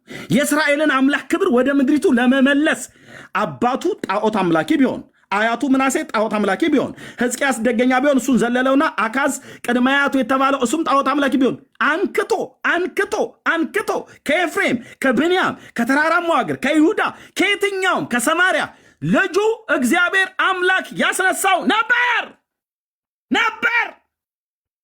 የአባቶች አምላክ ዛሬም እኮ ሕያው ነው። ኢዮስያስ ያኔ ዘመኑ ሩቅም ቢሆን የኢዮስያስ አምላክ ግን አለ ከኔ ውስጥ አለ፣ በኔ ውስጥ አጸዳው አልኩ። አጸዳው። ምን ያደርጋል ብራዘር? ለእግዚአብሔር ክብር ኖሮ ያልሞተ ጣዖት አምላኪ ሁሉ አባቶቻችን እናቶቻችን የተቀባበሉት ተብሎ የተባለ አራራም አልኩ። የእስራኤል አምላክ እግዚአብሔር በቦታው በቤቱ ይከብር ዘንድ የእግዚአብሔርን ቤት ያቆሻሹትን የዘመናትን ቆሻሻ ጠርጎ አውጥቶ በቄድሮን ፈፋ ወስዶ ጣለው ይላል። ኢየሱስ እኮ ጌታ ነው። ጣለው ይላል። ማነው ለእስራኤል አምላክ ለእግዚአብሔር የሚቀና? ማነው ለእስራኤል አምላክ ለእግዚአብሔር ክብር ለምድሪቱ ላይ መመለስ? እንደማን አይነት? እንደ ኢዮስያስ አይነት።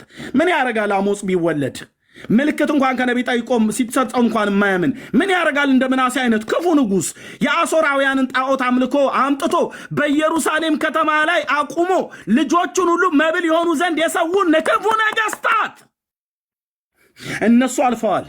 የአባቶች አምላክ ግን ዛሬም በመንፈሱ ይናገራል። ታሪክ ይደግማል። ይሄ ልጅ ነው ኢዮስያስ በነገሰበት ዘመን ቤቱን ሁሉ ከተማውን ሁሉ ምድሪቱን ሁሉ ካጸዳ በኋላ ምዕራፍ 35 ቁጥር 3 ላይ ልክ ቆሻሻውን ካጸዳ በኋላ ኢዮስያስ ለእግዚአብሔር በኢየሩሳሌም ፋሲካን አደረገ ይላል። በቃ አሁን ነው ፋሲካ መደረግ ያለበት። ጣዖትና ግልሙትና መተትና እርኩሰት በበዛበት ፋሲካ ለእግዚአብሔር አይደረግም። ከጠረገ ግን በኋላ ከምድሪቱ ላይ በመጀመሪያው ወር በ14ኛው ቀን ፋሲካን አረዱ ይላል። ካህናቱን በየስርዓት አቆመ።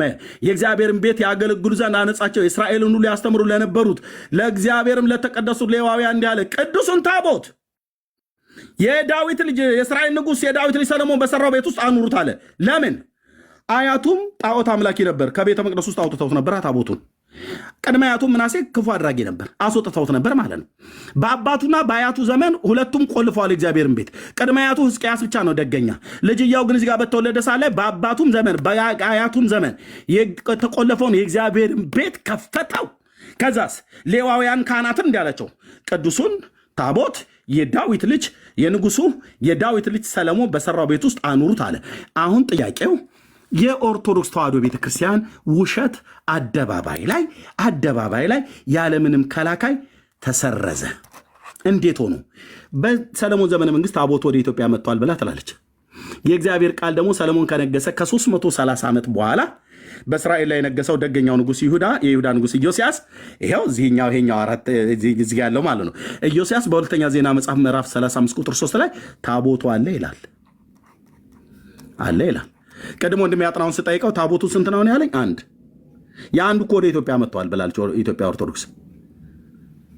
አዎ። እና ወደ ኢትዮጵያ ከመጣ እዚህ ታቦቱ የለም ማለት ነው። አዎ። ግን በጣም የሚገርምህ ታቦቱ ወደ ኢትዮጵያ አልመጣም። እንዴት? ታቦቱ አንድ አይደል? አዎ። ያ ታቦት በኢዮስያስ ዘመነ መንግስት ሁለተኛ ዜና መጽሐፍ ምዕራፍ 31 ላይ ታቦቱ አለ። ስለዚህ የኢትዮጵያ ኦርቶዶክስ ተዋሕዶ ቤተክርስቲያን ውሸት ተሰረዘ ማለት ነው። ታቦት የለም። ታቦቱ እዚህ ነበር ነው ያለው። ይሄኛው ንጉስ ከነገሰ ከ54 ዓመት በኋላ ባቢሎናውያን መጡ። በ586 ወደ ባቢሎን እስራኤላውያንም መረኩ። ታቦቱ የት ገባ?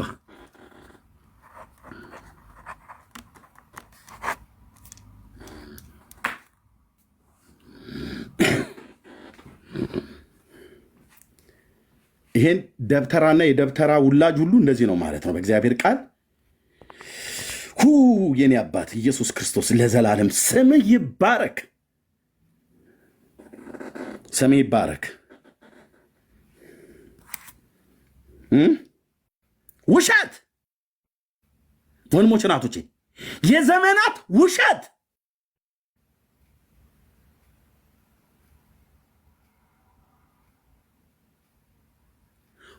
እኮ ነው የምልህ።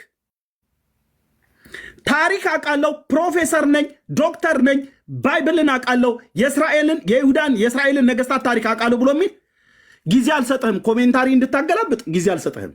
ድንገት መብረቃዊ ጥቃት እንደሚባለው ናና ሞግት ድንገት